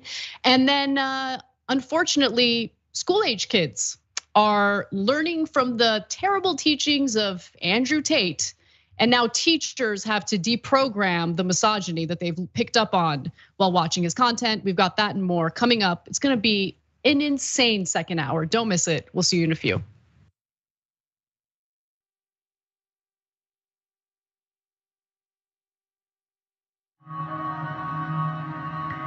The concept of the Young Turks means the audience, they are the Young Turks. They are the go-getters. They are the ones making the emphatic change happen in their local community. The reality is that we've always, young and the not so young, we've always cared about news. But when you do not see the messengers of the news look like you, when they do not share your experiences, exposures, and environment, and there's a disconnect between you and the news. I lecture in mass communications. One thing I tell all of my students, there is no such thing as non-biased news.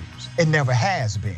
Non-biased news has always been an illusion. Let's go back to the 60s and 70s, where people would say that was the purity of non-biased news. News has a segment. That segment has a time. That time, you must do your story and be finished. That means the producer, the writer, the orator has to take out what they don't think is important and only leave in what they believe is important. They have a limited time to tell the story. They do not have time to tell everybody's version or everybody's side. And they get to choose the facts that they bring to you, as well as the nuance, which really is a word for opinion, that they bring to you, the context they bring to you. So we've always had a level of bias in news. Here's the issue. The issue is to not deceive individuals as if you don't have some level of opinion with your news commentary. And that's what TYT has never done. They've always been authentic in their approach to progressive ideology and their news analysis and political breakdown. And I think that's how you actually win the heart and soul of individuals who are consuming information from you, because now they see themselves in you. All right, well, the Young Turks special election day coverage dropping. An amazing power panel. Look at this panel. You want to talk about power? Like a smart Destiny's Child. We're all too strong. We spun a revolution. Yes, another one. Aren't you excited? Wow. And then best writers in the country are right here on this panel with the obvious exception of John. Why is he lying? Because these are acts that you can commit with impunity. Most of us are usually in boxer shorts underneath. I went with the pants today. This is the first ever power panel with Donald Trump as president. We have elected the top Twitter troll in the country. We have to stop pretending that race is not an issue in this country. Now keep in mind, racism had gone away until Barack Obama brought it back. That's right. They want to protect life so much that they want to ensure that insurance companies don't cover your maternity care.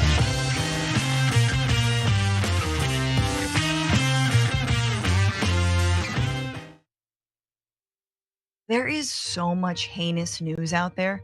That's why we've got to laugh, not to cry. So join me, Francesca Fiorentini, and some of my progressive friends, comedians, actors, experts, and activists, as we deliver an hour of laughter and analysis every week on my podcast, The Bituation Room. The Bituation Room is an invitation for all of us to take ourselves a little bit less seriously while still giving you some concrete ideas for action. New episodes are available every single week. So join the Frantifa and listen to The Bituation Room on Google Podcasts, Apple Podcasts, or wherever you get your TYT network podcasts. And make sure to subscribe and give the show 5 stars, because I like stars.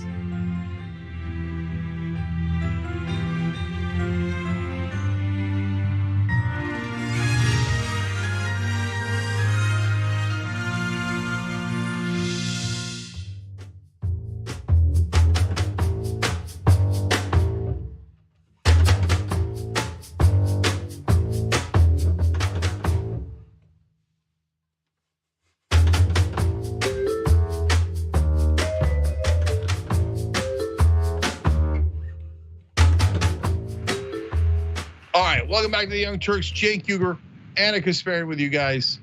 TYT.com/join and become a member, and have all of you as part of us. So, Casper, we got more amazing news. We do. So we begin the second hour today with this insane story involving an adjunct professor. So, an adjunct professor at a private Minnesota college was recently fired for the grave mistake of showing a painting that depicts the Prophet Muhammad. Now, this is an art history class, and we're talking about a lecturer, so this is not a tenured professor. And since she's not a tenured professor, this is what can happen to her. Now, she got fired despite repeatedly, and I really want to emphasize this, warning students beforehand that religious icons would be shown in her class. Now, let's get to the details of what happened and how this all played out. Erica Lopez Prater, an adjunct professor at Hamline University, said she knew many Muslims have deeply held religious beliefs that prohibit depictions of the Prophet Muhammad. So last semester, for a global art history class, she took many precautions before showing a 14th century painting of Islam's founder.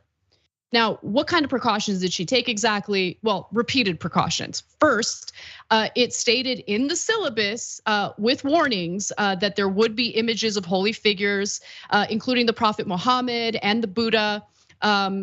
She also asked students to contact her with any concerns, and she said that not a single one of her students did so. In class, she warned students ahead of time that a painting of Muhammad was going to be displayed, so she was very specific, but that didn't seem to matter. By the way, we're just showing you random stock video of educators, if you're wondering what that was. Now, she also talked for several minutes explaining why she was showing the images and how standards have changed over time, even when it comes to the Muslim faith and even the disagreements within the Muslim faith in regard to depictions of the Prophet Muhammad. Now, after she, gave all these warnings, asked the students to reach out to her if they have any issues, and no one did, she decided to show the painting. It is one of the earliest Islamic illustrated histories of the world, called the Compendium of Chronicles, written by Rashad al-Din during the 14th century. Shown regularly, this is another important part to emphasize, shown regularly in art history classes, the painting shows a winged and crowned angel Gabriel pointing at the Prophet Muhammad and delivering to him the first Quranic revelation. Muslims believe that the Quran comprises the words of Allah dictated to the Prophet Muhammad through the angel Gabriel. Well, students ended up complaining about it and she got fired. I'll give you the details in a moment. You don't want to miss them. But Cenk, as a former Muslim, I'm very curious what you think about this story. Yeah, absolutely absurd, totally indefensible. So what are we doing here? So now we can't show any art or any learnings. I mean, I'm sure this applies to other classes too, that offends religious people. Can we teach evolution in biology? Is that allowed, or is that gonna offend Muslims? Is that gonna offend Christians? Is it gonna offend Jews? I don't know. Okay, are we allowed to teach it? Are we allowed to teach that there actually is no God with an elephant's head and 8 arms or 6 arms or whatever in the real world? Are we allowed to teach that? Or I shouldn't say a God, I should say there is no creature like that. Or is that deeply offensive to Hindus? No, there is a creature like that. Really, show me. I mean, what are we doing here? This is absolutely absurd. So I grew up Muslim, and I'm now atheist, but my entire family's Muslim. My mom is Muslim. If my mom says, hey, Cenk, I don't want to draw the Prophet Muhammad. Well, that's on you, God bless, no problem, right? If she says, I don't want to see a painting of the Prophet Muhammad. Okay, God bless, no problem, right? If she says, now none of you should see a painting of the Prophet Muhammad, I'd be like, wait, what? No, no deal, no deal. That's not a thing. So, and by the way, for the students there, I don't know, man, do you guys live in the real world? No. Well, you're about to, right? And I got news for you. Nobody's gonna give a damn about these insanely sensitive predilections that you have. Oh, I must be protected from everything. No, you must not. That's not how it works. There are other religions, there are non-religions, there are other people with different perspectives. Grow up. Yeah, so look, for me, the biggest concern is the impact that these sensitivities have on the quality of education in the country overall, right? Because we live in a country that is incredibly diverse, diversity of background, whether we're talking about nationality, race, religion.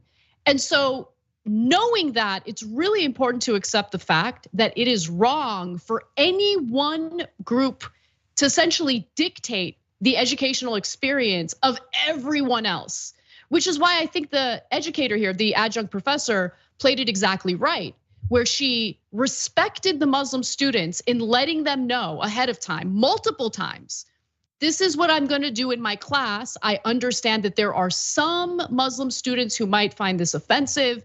If you do, please reach out to me and we'll find a solution. But the sensitivities of the Muslim students in class should not dictate what other students get to learn and what they don't get to learn. I think that is wrong. I think that's wrong whether we're talking about conservative parents, going to school board meetings, yelling at teachers and school board members for, having books in the curriculum that they don't like, having, race-based, teachings when they're, crafting their American history curriculum. It's not up to any one group to dictate or control the entire curriculum. That is insane, right? And in this case, if you don't like it, if you're sensitive about it, you should have reached out to the educator. You should have reached out to the lecturer, let her know, I'm not gonna be there for that class because of my faith. I respect that, I'd be fine with that 100%. But again, I can't stand when people want to force their beliefs on other people. And that's what I see as the biggest problem here. So after that class ended, Aram Wadatala, a business major and president of the university's Muslim Student Association, stuck around to voice her discomfort with being shown the image. Immediately afterward, Dr. Lopez Prater sent an email to her department head, Allison Baker, about this whole encounter, noting that the student, she predicted that the student might complain. Baker responded to the email 4 minutes later. And you know what? The email looked promising. It said, it sounded like you did everything right. I believe in academic freedom, so you have my support. Now, as Dr. Lopez Prater predicted, the student in question here, Wadatala, reached out to administrators. Dr. Lopez Prater, with Ms. Baker's help, wrote an apology explaining that sometimes diversity involves bringing contradicting, uncomfortable, and coexisting truths into the conversation with each other. I disagree with the apology. I think the apology was the only mistake that Dr. Lopez Prater made here. Why are you apologizing? You gave ample warning. What are we doing here? I just don't. I really don't get it. And by the way, this is really a nonpartisan effort by students. Okay, so if you think that I'm picking on a Muslim student too much, no, I'm picking on all students who want to dictate what the curriculum is, including self-identified left-wing students who want to ban certain literary works on a college campus because they want to hold today's standards, like rhetorical standards, against literary works from decades, sometimes centuries ago. Oh, they used words in their writings that I don't like. It's called tough day for you. You can't use today's standards to judge work from decades ago. Yeah, this is where the extreme left and the extreme right agree. The extreme right says, I want to ban books I don't like that mention the fact that gay people even exist. I want to ban, I don't like them. They offend my religious sensibility. And the extreme left says, I don't like anything that shows a painting of the Prophet Muhammad. It offends my religious sensibility. I want to ban, and I want everybody fired. The right wing says, I want everybody fired, canceled, fire the school board, fire the teachers, fire the librarians. No, the problem is you guys, not the rest of us. 95% of us don't believe that. And if you think, oh yeah, I am the majority. Are you? Yeah, go ask Americans if they think that this professor should be fired. You'll find out you're in a tiny, tiny, tiny, tiny minority. And by the way, you're also probably a minority within the Muslim faith. So look, as a person who grew up Muslim, let me explain something to you. Muslims are not a monolith, just like Christians are not a monolith. Americans are not a monolith, right? So this is not even in the Quran. This is some teaching that some Muslims believe and a lot of Muslims don't believe. So for example, I gave the example of my mom earlier, but she doesn't believe this. Tons of secular Muslims, modern Muslims, or just Muslims that believe in the Quran and don't believe in different interpretations done later by religious leaders for their own purposes. There's tons of different interpretations. I don't even think that their version is the majority in Muslim belief. In fact, why does this painting exist in the first place? Is it a painting that mocks Prophet Muhammad? No, not at all. It's not like the caricatures. This is actually a Persian masterpiece. And it's Archangel Gabriel, I believe, giving the Quranic text to Muhammad as it is described in the Quran. And why was that acceptable in a Muslim empire back then, like the Persian Empire? Because a lot of Muslims didn't think there was anything wrong with painting the Prophet Muhammad back then. So you don't even represent all Muslims. And the most extreme always pretend like they represent everyone. Yep. No, all Muslims want this banned, and if you don't ban it, then you're offending all Muslims. That's not remotely true, not remotely true. And look at this absurdity that Hamline's president, Fannie S. Miller, wrote. She said that the respect for Muslim students, quote, should have superseded academic freedom. And at a town hall, an invited Muslim speaker compared showing the images to teaching that Hitler was good. Oh, come on. Come on. That's not remotely true, okay? No, you're taking what I view to be a fundamentalist, extreme interpretation of Islam and demanding that not only all Muslims follow it, but that all non-Muslims follow it. Insanity. We do not agree. You don't speak for us. And people like this actually ruin it for everyone else because then people go, oh, I guess the left wing does cancel culture. Or the left wing's in favor of this. No, the people you most agree with are extreme right wingers. Listen, if you're gonna spend a ton of money to go to a college and obtain a higher education, okay, you wanna get educated. You don't want to engage in ridiculous sensitivity politics. So if I'm shelling out thousands of dollars to get a degree, and I know that my education is being compromised because the administrators are terrified of students who are overly sensitive and have decided, no, giving me enough warning and giving me an opportunity to make arrangements with the professor is not enough, I'm not interested in that college campus. And I just feel like all of this is making everyone dumber because again, how many different groups get to dictate what the curriculum is? You have the educators, you have the people who went through the schooling, got the credentials, have the expertise to teach the classes, having to bow their heads to the very students they're tasked with educating. I think that is insane. Now, if there was any indication that this lecturer was actually discriminatory or discriminative toward these students, then I would have completely different commentary. But there is absolutely no evidence that that's the case. And for all the students who get super offended at every little thing, even with the professor or lecturer giving you warning and making arrangements for you, you need to really rethink whether or not you want to get a college education, okay? And you also need to rethink whether you are fit to ever have any kind of conversation where someone doesn't agree with 100% of what you say. In the real world, you're not gonna come across people who are constantly agreeing with you. And if that's what you want, that's what you seek, you're stunting your own mental and emotional growth, in my opinion. Look, I'll go further. Not only should the professor not have been fired, I think that student should have gotten a very poor grade. And I'll tell you why. Are you hard of hearing? She warned you over and over and over again that she was gonna show you the painting. Apparently you weren't paying attention at all. Then when she shows you the painting, you're like, oh, all of a sudden I'm outraged. Well, were you paying attention to any of the material? It's just absurd. Look, I'm gonna read last quotes here. Dr. Miller is the school's president now, it's a different role. They said to look upon the image of the Prophet Muhammad for many Muslims is against their faith.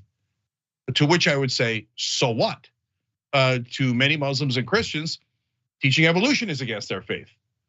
Do we shut down the biology department? What kind of insane standard is it? And my understanding is that the lecturer here does not wear a headdress, a headscarf, and that is deeply offensive to some Muslims. So should she be fired for refusing to wear a hijab? I mean, how far does this go? It's against their faith for some Muslims.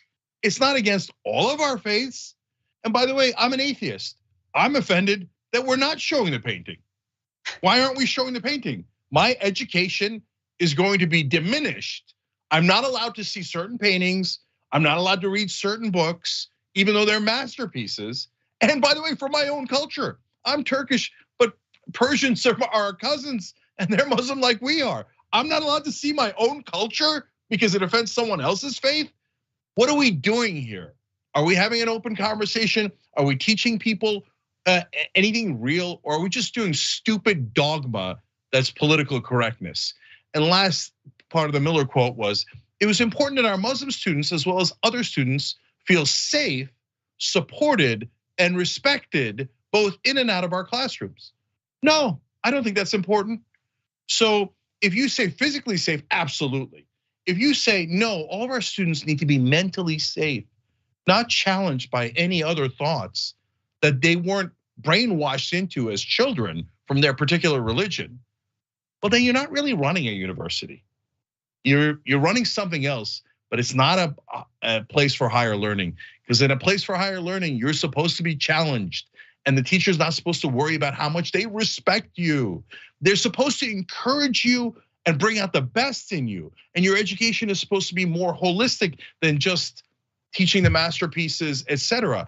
And yes, we should get from every background and not just a white background, not just a Christian background. But by the way, that's what she was trying to do, okay? So, but you are not supposed to be in a bubble where you go to a college and all they do is feed your preconceived notions so that you feel respected and safe. If that's what you think education is, you just literally don't understand what the concept of education is, and you refuse to be educated. When we come back, we'll talk a little bit about what teachers are dealing with when it comes to their male students who have been consuming Andrew Tate material. It's a pretty depressing story that reinforces what I've been trying to say on the show lately. We need to be serious about taking into account that young men are struggling. There needs to be a better left-wing approach to it so they're not being sucked in by people like Andrew Tate. That story and more coming right up.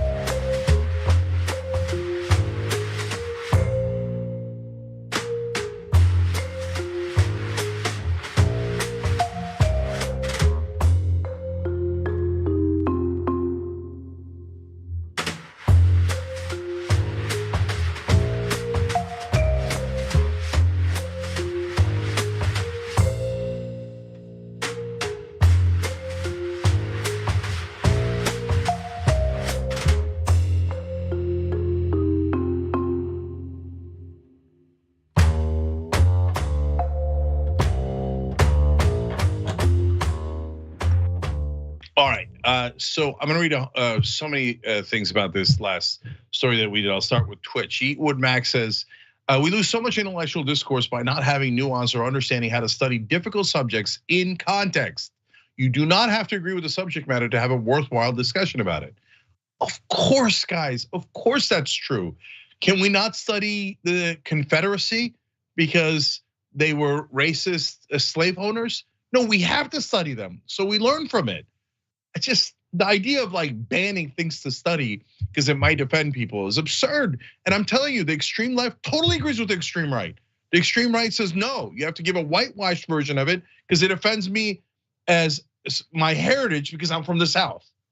No, I'm not gonna sanitize history for you. And I'm not gonna get rid of paintings for extreme left Muslim students.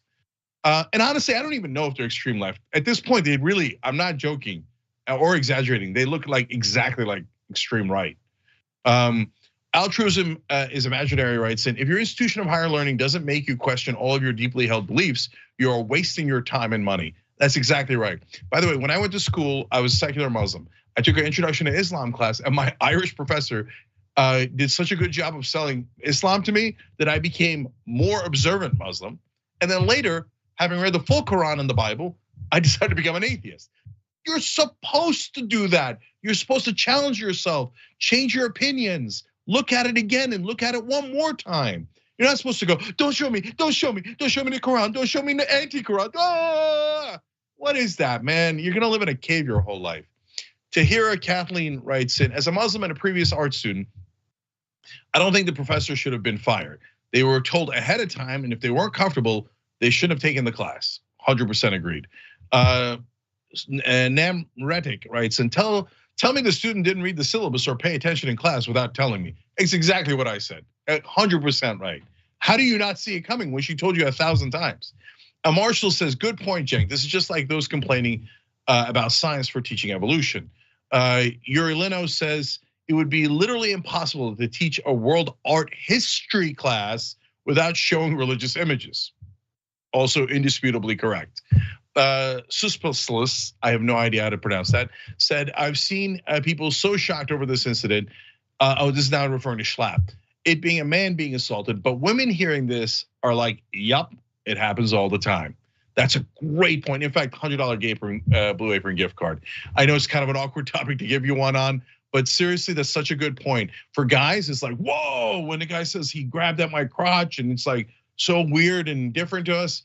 Whereas women are like, oh, a guy coming on to you and having drinks and then assaulting you in the car and asking you to the hotel room using his power. They're like, that's Tuesday. All right, Sarah writes all says that self-internalized hatred needs therapy. At least they can afford it. Meanwhile, people who are victims in rural areas have to pray PTSD therapists would take them pro bono.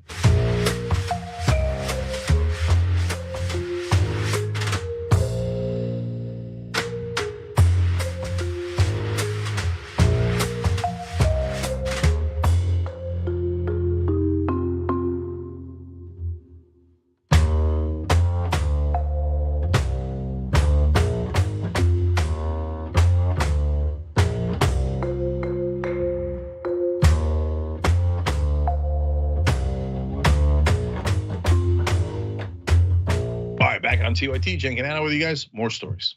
All right, well, we've got some, I don't want to say updates on Andrew Tate, more updates on consequences of Andrew Tate. So let's talk about that. Andrew Tate may have been arrested and jailed for allegedly trafficking and assaulting women, but he still has many loyal supporters, and some of them are as young as school children, unfortunately. Now teachers are struggling to de-radicalize the young misogynists in their classroom. And this is really concerning because it gives you a sense of just how widespread Andrew Tate's influence has been on not just young men, but in this case, young boys. So Tate has received a lot of media attention lately, but teachers and parents say that kids have long been familiar with his content online. One teacher in South London noticed that his students were parroting Tate's ideology and tried to start a conversation with them about it, which I'm super grateful for. Is trying to kind of deprogram what these kids have learned through Andrew Tate's material. The teacher tried to talk through a presentation he made about the issue, but that was quickly derailed by an argument about rape. About a third of the 30 students in the class passionately argued that women were responsible for their own sexual assaults, one of Tate's top lines. The male teacher asked pupils how they would feel if the victim were a female family member. At that point, a lot of the boys changed their tone. When I put their mother or sister in that spot, said the educator, but it was worrying that a few core kids didn't and still said that they would be to blame. And that wasn't even the end of the misogyny. Some teenagers said that women were the property of men and that they should stay in the house or submit to their husband's will. So Cenk, this is something that's kind of been on my radar, not this specific story involving this class, but just the void that I think the left has contributed to when it comes to offering advice and help and mentorship to young boys? I mean, there seems to be like a rejection that there is a crisis currently occurring with young men in the country. We can get into that in a moment, but I wanted to get your thoughts. Yeah, look, so first of all, let me just say that people are treating this like this is the first outbreak of misogyny by teenage boys in human history. No, when I was growing up, boys were probably just as misogynistic as you're seeing in this story, okay? Now, but there is a difference. Now, before we had one media, and Walter Cronkite was on, and Dan Rather was on, et cetera, and they weren't gonna do this nonsense, right? Because they were trying to appeal to a broad audience, and there were no niches, there were just mass media. Television, radio, newspapers trying to reach everybody, right? Now, media is splintered, so there are niches everywhere. So now we have people that take some of the bad instincts that normally arise as hormones are kicking in for teenage boys. And they think, oh, good, that's a market that I can serve. So I'm going to monetize that market by saying, oh, you're right, teenage boys. You should hate women, especially the ones not dating you. And you should treat them roughly. And you should believe terrible things about them, et cetera, et cetera. Andrew Tate from what I can tell, made most of his money charging kids like this nearly $50 a month for his tutorials on how to be a hustler, right? So he's literally monetizing our worst instincts and then thereby spreading them even more. Yeah, I mean, it's bad. So that was one educator's experience. Let's hear from another teacher and this person's experience with students who consume Andrew Tate's material. You used to have to deal with sexist stuff, but now it is explicitly connected to Andrew Tate. The boys do not stop talking about him. In one class, the teacher, Jay Jordan, reprimanded a 14-year-old. "You're just a woman," he responded. Which students are more likely to fall under Tate's spell? Well, I think that's the most important part of the story, right? Because this is where there could be intervention. This is where I think, look, I just think the left is better. I do think that there are boys and young men. I mean, you see it in the statistics, like the prevalence of suicidal ideation, the prevalence of actually carrying that out. They're self-reporting on how alienated and lonely they feel, how they can't even name a single close friend in their lives. This is not good. These are obviously problems. And when you have someone present himself as a mentor, as someone who has all the answers, as Andrew Tate does, as Jordan Peterson does, well, that creates a culture that the left is against, right? We don't want that culture, and unfortunately, we're seeing it play out now. So, which students are more likely to fall for Andrew Tate's spell? An anonymous North London teacher says, quote, "It's the most vulnerable and socially awkward boys that are drawn in and given a sense of belonging to something that is very dangerous." Teachers also state that young boys are drawn to Andrew Tate because of his big houses and fancy cars. And this is the other really depressing part. You see this all over the place with a lot of young people, actually, where like, I could just be an influencer. It's what I want to be. It's my dream. I want to be an influencer.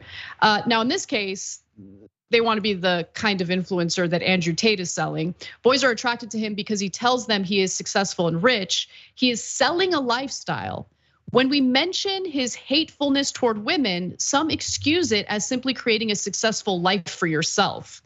One teacher said that some pupils were giving up on studying for exams, feeling that they no longer needed education to thrive. The students always end up saying, quote, "I can get rich on the internet. That's what Andrew Tate did," end quote. Yeah. Yeah, so Cenk, go ahead while I fix my camera.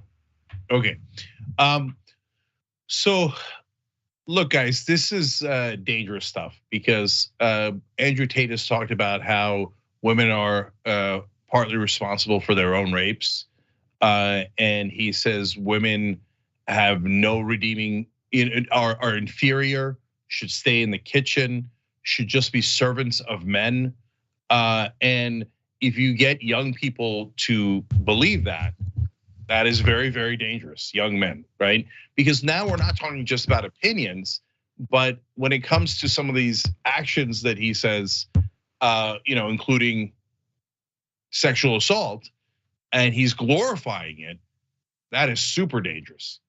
And so, but to Anna's original point, the answer isn't just going after Andrew Tate. The answer is also giving a productive outlet, not saying like, hey, all those boys are the worst people in the world and we should hate them too. No. And by the way, when educators go and give these presentations about how you shouldn't be misogynistic like this, guess what happens? For some of the kids, it doesn't get through to them at all. But for other kids, it does. And they go, oh yeah, I never thought about it that way. Oh, that's a good point. Oh, right, I wouldn't want that happening to my mom, my sister, etc. And now I begin to understand it, because that's what happens when you're growing up. You are introduced to a lot of new ideas. Some of them make sense, some of them don't make any sense. Some of them jive with what you were previously taught, and others are totally against it. And you cycle through those ideas until you land in a certain place. And so it's important for us to give them an alternative. There's nothing wrong with being a boy. And I know that there's sometimes rivalry with girls when you're in that age range, right? But there's a better way to handle that than misogyny. Yeah, I could not agree more. Perfectly stated. All right, guys, we're gonna take a brief break. When we come back, we have a feud with Marjorie Greene and Dr. Dre. What is it about? Well, we've got that and more coming right up. Don't miss it.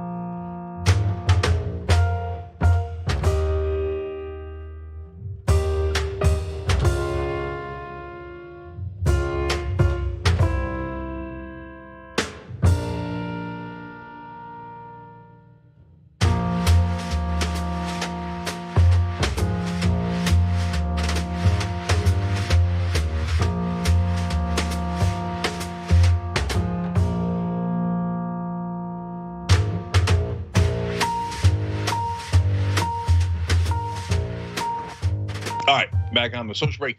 Imad Ghazi wrote in the YouTube member comment section, as a Muslim, I don't want to look at a picture of my prophet, but she should not be fired. She showed respect by giving the Muslims the chance to leave the room. What more could she do? Well, that's, I think, an excellent point. In fact, pretty much an indisputable point, except for the fact that it was disputed and beaten and she was fired. That's the crazy part.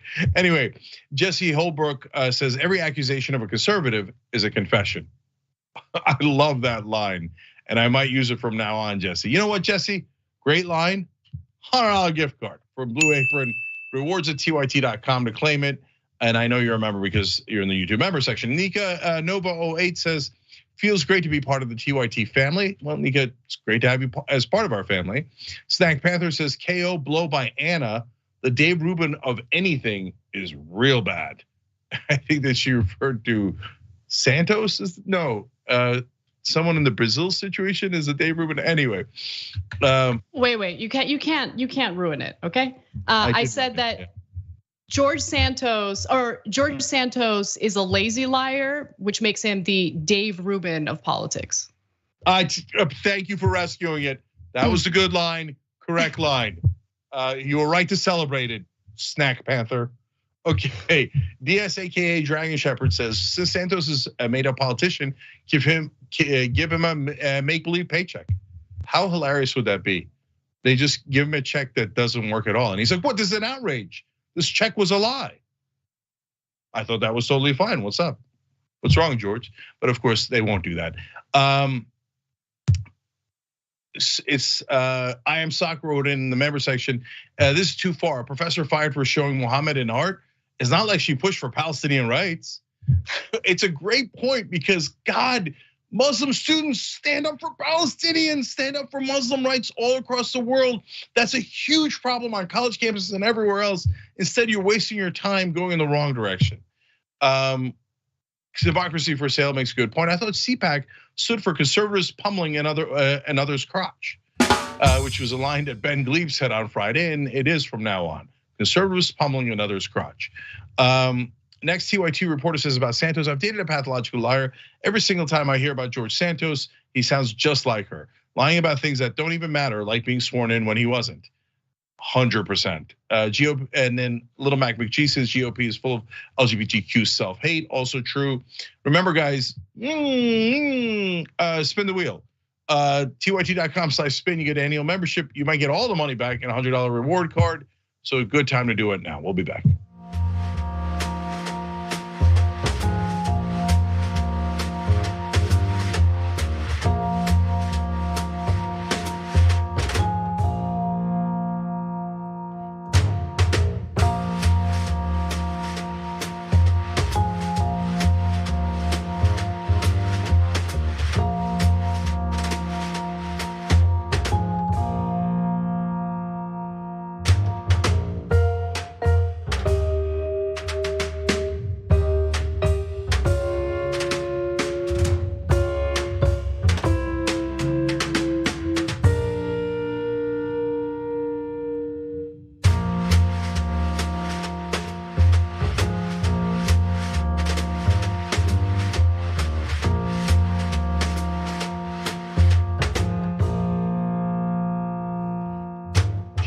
Anna Kasparian, Young Turks, news forward. All right, let's do it. You're watching a corny video that Marjorie Greene uploaded to Twitter this morning. The reason you're not hearing any audio is because when Marjorie Greene uploaded it, she used a Dr. Dre beat. Unsurprisingly, she didn't ask Dr. Dre for permission, and so he took legal action against the Congresswoman. And honestly, the best part about this story is the letter that was sent to her from Dr. Dre's team after it was noted that she had used copyrighted music. Now, specifically, Marjorie Greene used the beat from Still Dre in her video. And in a statement to Forbes, which was first reported by TMZ, Dr. Dre said, quote, I don't license my music to politicians, especially someone as divisive and hateful as this one. And he also, in his letter, specifically mentioned, as a United States Congresswoman, she should know what the country's laws are. She's even tasked with making decisions about what laws should be passed. But clearly, she doesn't understand United States copyright laws when she uses licensed music or copyrighted music without getting a license for it or without asking for permission. So these stories pop up every once in a while, Cenk. And if I remember correctly, you kind of you don't really like them that much. But I'm curious what you think about this case. Oh, I see. Yeah. Oh, the copyright violations. Trump did this, and then Fleetwood Mac said that, or whatever the band is, right? Yeah, spicy. But this one is a little bit different because usually they give like anodyne statements, and then people make a big deal out of it. No, this was a full-on slap at her in a sense. Okay, so I'm going to read that paragraph that you mentioned because it's so devastating. This is what Dre's lawyer wrote. One might expect that as a member of Congress, you would have a passing familiarity with the laws of our country. It's possible, though, that laws governing intellectual property are a little too arcane and insufficiently populous for you to really have spent much time on. We're writing because we think an actual lawmaker should be making laws, not breaking laws, especially those embodied in the Constitution by the founding fathers. Dang. And then they added, da-na-na-na-na. Nah. Oh my God. I gotta say, you picked it up a little bit, you did. But you're not really good at getting beats right. Oh, are you kidding me? I'm the least musically capable man in America. All right. Dre's gonna sue me for humming it. Just not because we disagree politically, but because of the crime I have committed against the song. Now, Twitter, I'm guessing this is just gonna be temporary because she had tweeted the video. Marjorie Greene has now lost access to her account, but by the time you watch this video, she'll probably be reinstated. It'll be fine. Other notable excerpts from this letter that Dr. Dre's team sent. They write, quote, "You are wrongfully exploiting this work through the various social media outlets to promote your divisive and hateful political agenda." Also, he notes the United States Copyright Act says a lot of things, but one of the things it says is that you can't use someone else's song for your political campaign promotions unless you get permission from the owner of the copyright in the song, a step you failed to take. So, it's pretty clear. He doesn't like it. And then finally, Marjorie Greene did give a statement to TMZ about this whole debacle saying, quote, "While I appreciate the creative chord progression, I would never play your words of violence against women and police officers and your glorification of the thug life and drugs." Let me just note, Marjorie Greene has provided cover for the Capitol rioters who brutalized the Capitol Police on January 6th over and over and over again. She has absolutely no problem with disgusting, divisive commentary about women when someone on her political side is spewing it. So I'm not buying any of the garbage that she's claiming in that statement. No, to be fair to Marjorie Taylor Greene, Dr. Dre once said, if you're famous, you could just grab women by the genitalia and they don't even do anything about it. Oh no, I'm sorry, that was Donald Trump, her political hero. And she loved that kind of vulgar statement when her thug was doing it.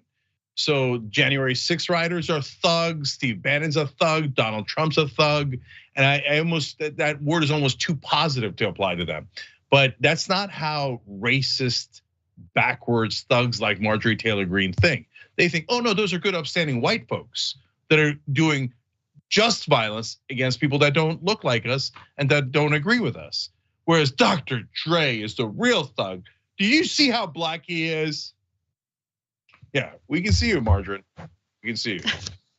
Now, I should note that I was right. Her account was reinstated. So she's already tweeting, but the video that got her account suspended temporarily has been taken down for obvious reasons. So we've got that. All right, we've got another Marjorie Greene story that I'm trying to pull up right now. Give me 1 second. Cenk, why don't you well, let give me me a tell you little bit something. Yeah, go ahead. A Marshall wrote in on Twitch, "Let's go Dre." I like that he rebuked her and didn't just criticize her for using his music. First of all, let's note that I love the word rebuke. And I want to thank John McCormick for becoming a member and an American hero at the same time. He hit the join button below the video on YouTube. Good thinking, good time to become a member. You can do it at tyt.com/join. And Anna's now ready for the next story. I'm very ready, let's do it. Marjorie Greene is currently in the middle of her rebranding effort, and it's clear that she wants to launder her reputation to be seen as a more serious member of Congress. She even blamed the internet for sucking her into the QAnon conspiracy theory world, and she makes the case in this video. Let's watch. The Democrats stripped you of your community assignments after you were elected. That was raw politics. But in fairness, didn't you also say around that period that you had been a follower of QAnon conspiracy theories and you had rethought this and you were no longer influenced by the group? Well, like a lot of people today, I had easily gotten sucked into some things I'd seen on the internet, but that was dealt with quickly early on. I never campaigned on those things. That was not something I believed in. That's not what I ran for Congress on. So those are so far in the past. Are they? Are they so far in the past? I would venture to say that is not the case, just based on the evidence and the receipts that we have ready to go to show the audience. But before we do, Cenk, maybe I'm wrong. I don't know. Do you think that Marjorie Greene has, turned a new leaf? Oh my God, she's so reasonable. It's a green leaf that she's turned. No, of course not. But there is something very interesting in the story, which is that she's trying to become more mainstream. So what this tells you is she definitely wants higher office, whether it's Trump's VP pick or maybe Ron DeSantis' VP pick or whatever it might be, or run for president herself. She is definitely taking a number of steps, including this one, to clean up her reputation. Because So she said, "Oh, I don't believe in the Jewish space lasers anymore," et cetera, in the past. But I had not seen a full renunciation of QAnon as thorough as this one. Like, oh, like please, I was misled by. Of course, I don't believe in those QAnon people. That's the first time I'm seeing it that clearly, and to me, that means I'm pivoting. So there you go. Here comes politician pivoting towards trying to get credibility for higher office. And who knows, maybe she learned a lesson from Lauren Boebert's incredibly close reelection. And by the way, we've got a Lauren Boebert statement in just a moment. But before we get to that, the receipts, starting with this. She once said this: "Have you guys been following 4chan, Q, any of that stuff?" Green said in a November 2017 social media post, according to the Washington Post. "Q is a patriot. We know that for sure. He is someone that very much loves his country, and he's on the same page as us, and he is very pro-Trump." But if you're arguing, I don't know, 2017, it's been a while, maybe she's had a come to Jesus moment. Well, we've got other examples. Let's watch. Is it going to be true that the child pedophilia in the elites in the Washington, D.C., is that what we're really going to see come out? She suggested the Parkland and Sandy Hook school shootings were false flag operations and that the attacks of 9/11 were staged. 2 shootings on July 4th, one in a rich white neighborhood and the other at a fireworks display. It almost sounds like it's designed to persuade Republicans to go along with more gun control. So that is a gigantic wall of text, but I will sum it up for you. The Camp Fire in California, the worst wildfire in California to that point, she believes was not caused by electrical equipment from PG&E. She believes that space lasers owned by the Rothschilds were beaming energy back to America, and a blue beam of light shot California and burned down the forest. Hey, who's that guy? He's really good. So look, there's endless examples. And in fact, another person calling her out is Lauren Boebert. So here's what she said today, quote, "I have been asked to explain MTG's, Marjorie Taylor Greene's, belief on Jewish space lasers, on why she showed up to a white supremacist conference. I'm just not going to go there," Boebert told the Associated Press. "She wants to say all these things and seem unhinged on Twitter, so be it." Now, Lauren Boebert has her own motivations. She is very salty that the Republican Party, in her mind, abandoned her during her reelection campaign. And so she's lashing out at folks. But where's the lie? I mean, she did accurately call Marjorie Greene out for some of the unhinged things that she has said in the past. Yeah, so I love that when Republicans turn on each other, but especially the extreme Republicans. There's nothing wrong with internal party fighting. I'm not in the mainstream media camp. I think that could be healthy, whether it's for Republicans or Democrats. But this is just like, this is all silly stuff, because Boebert and Marjorie Taylor Greene still agree on, I would imagine, nearly 100% of policies, which is give the rich everything, hate everyone that doesn't look like us and act like us and believe in the same way that we do, or in religious terms, etc. So it's a fight between the two, but at the end of the day, they have different political agendas, and that's why you're seeing this. Almost none of it is authentic opinion. Boebert is trying to make herself seem more moderate. By the way, joining Matt Gaetz in that McCarthy fight was not the right way to do it, and Boebert's not very bright. But every other comment has been her trying to be, oh, I'm more moderate than Marjorie Taylor Greene. Don't put me in the same boat as her. And Marjorie Taylor Greene is now trying to say, oh no, I am a very moderate person. I can run for president or vice president, no problem. But they don't mean any of this stuff. No, and what I'm curious about, and I hesitate to bring this up because it could lead to a very lengthy rant, is if the media is gonna help Marjorie Greene in her reputation laundering effort. And my guess is yes, that they're probably gonna assist with that. We'll see. All right. Yeah, okay, just one more thing though. To your point, Anna, about, hey, is she reformed or not? The Kurtz also asked her if Biden was legitimately elected. And she said, oh, Biden's the president. That's a silly question. What do you mean it's a silly question? You continue to back Donald Trump, who says that he is not legitimately elected.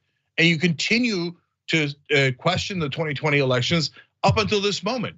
It's not remotely a silly question. It's a very pertinent question. And you're a lunatic who made up a bunch of lies about the 2020 election. And you want to have your cake and have the base go, oh yeah, Biden's not the real president. And at the same time go on TV and be like, oh me, that's a silly question. Of course I know Biden's president. Get the hell out of here. All right, one more story before we wrap up the main show. Become a member to watch our bonus episode. Now that Kevin McCarthy has become Speaker of the House after 15 votes, Trump is trying to instigate a similar rebellion in the Senate. Now, McCarthy finally was handed the gavel after Trump got involved late Friday night. The former president has been taking credit for, the Republican caucus coming together to support McCarthy as Speaker. But on Monday morning, meaning today, Trump took to Truth Social to once again congratulate McCarthy, but also encourage Senate Republicans to oust Mitch McConnell. He says this: "Great job, Kevin.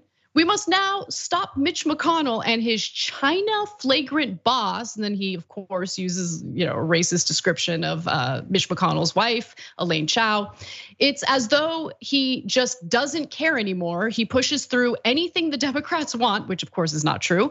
The $1.7 trillion quickly approved bill of the week before was horrible, zero for USA border security. If he waited just 10 days and now United Republican Congress could have made it much better or killed it. I don't even know what he's talking about, Cenk. I just know that he hates Mitch McConnell because Mitch McConnell dared to take a jab at him, a tiny jab, after the January 6 riots.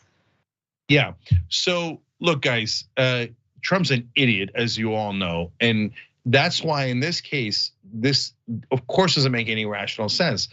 In reality, Kevin McCarthy and Mitch McConnell are on the same exact side. So they agree with 100% of the same policies, but not just that, they're in the same wing of the party. They're in the corporate PAC, so-called moderate wing of the party.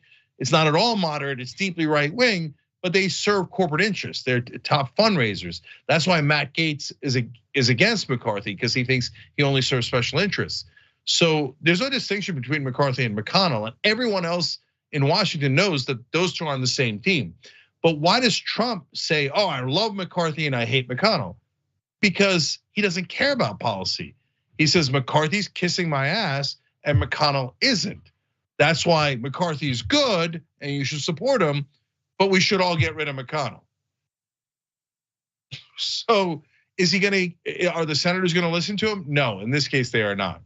Because McConnell's corruption is what brings all the boys to the yard.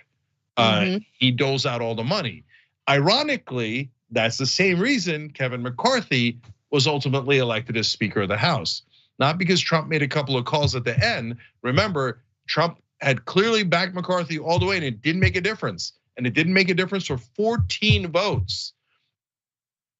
He won because he raised, and Matt Gaetz said this too, he raised $500 million and dealt it out to all of the other Republican House members, which is the most McConnell move you could make.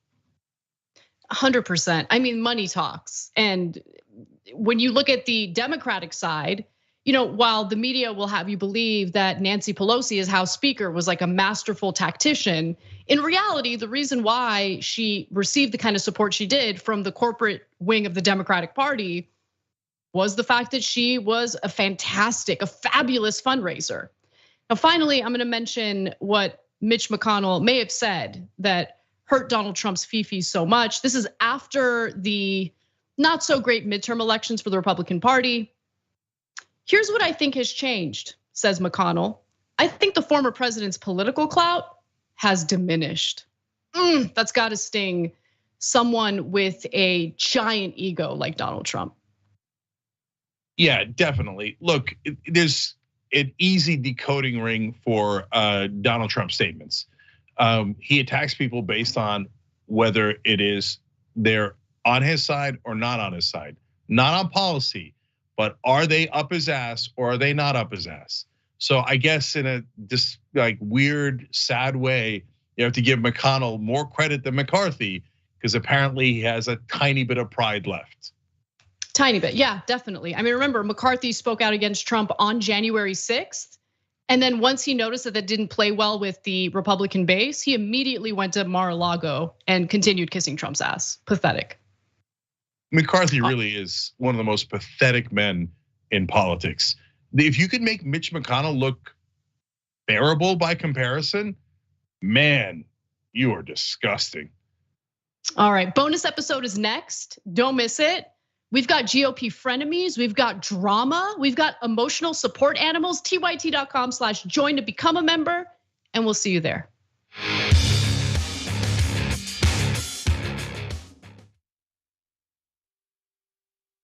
Every day, the Young Turks delivers 2 hours of solid, fact-based, timely news and progressive commentary.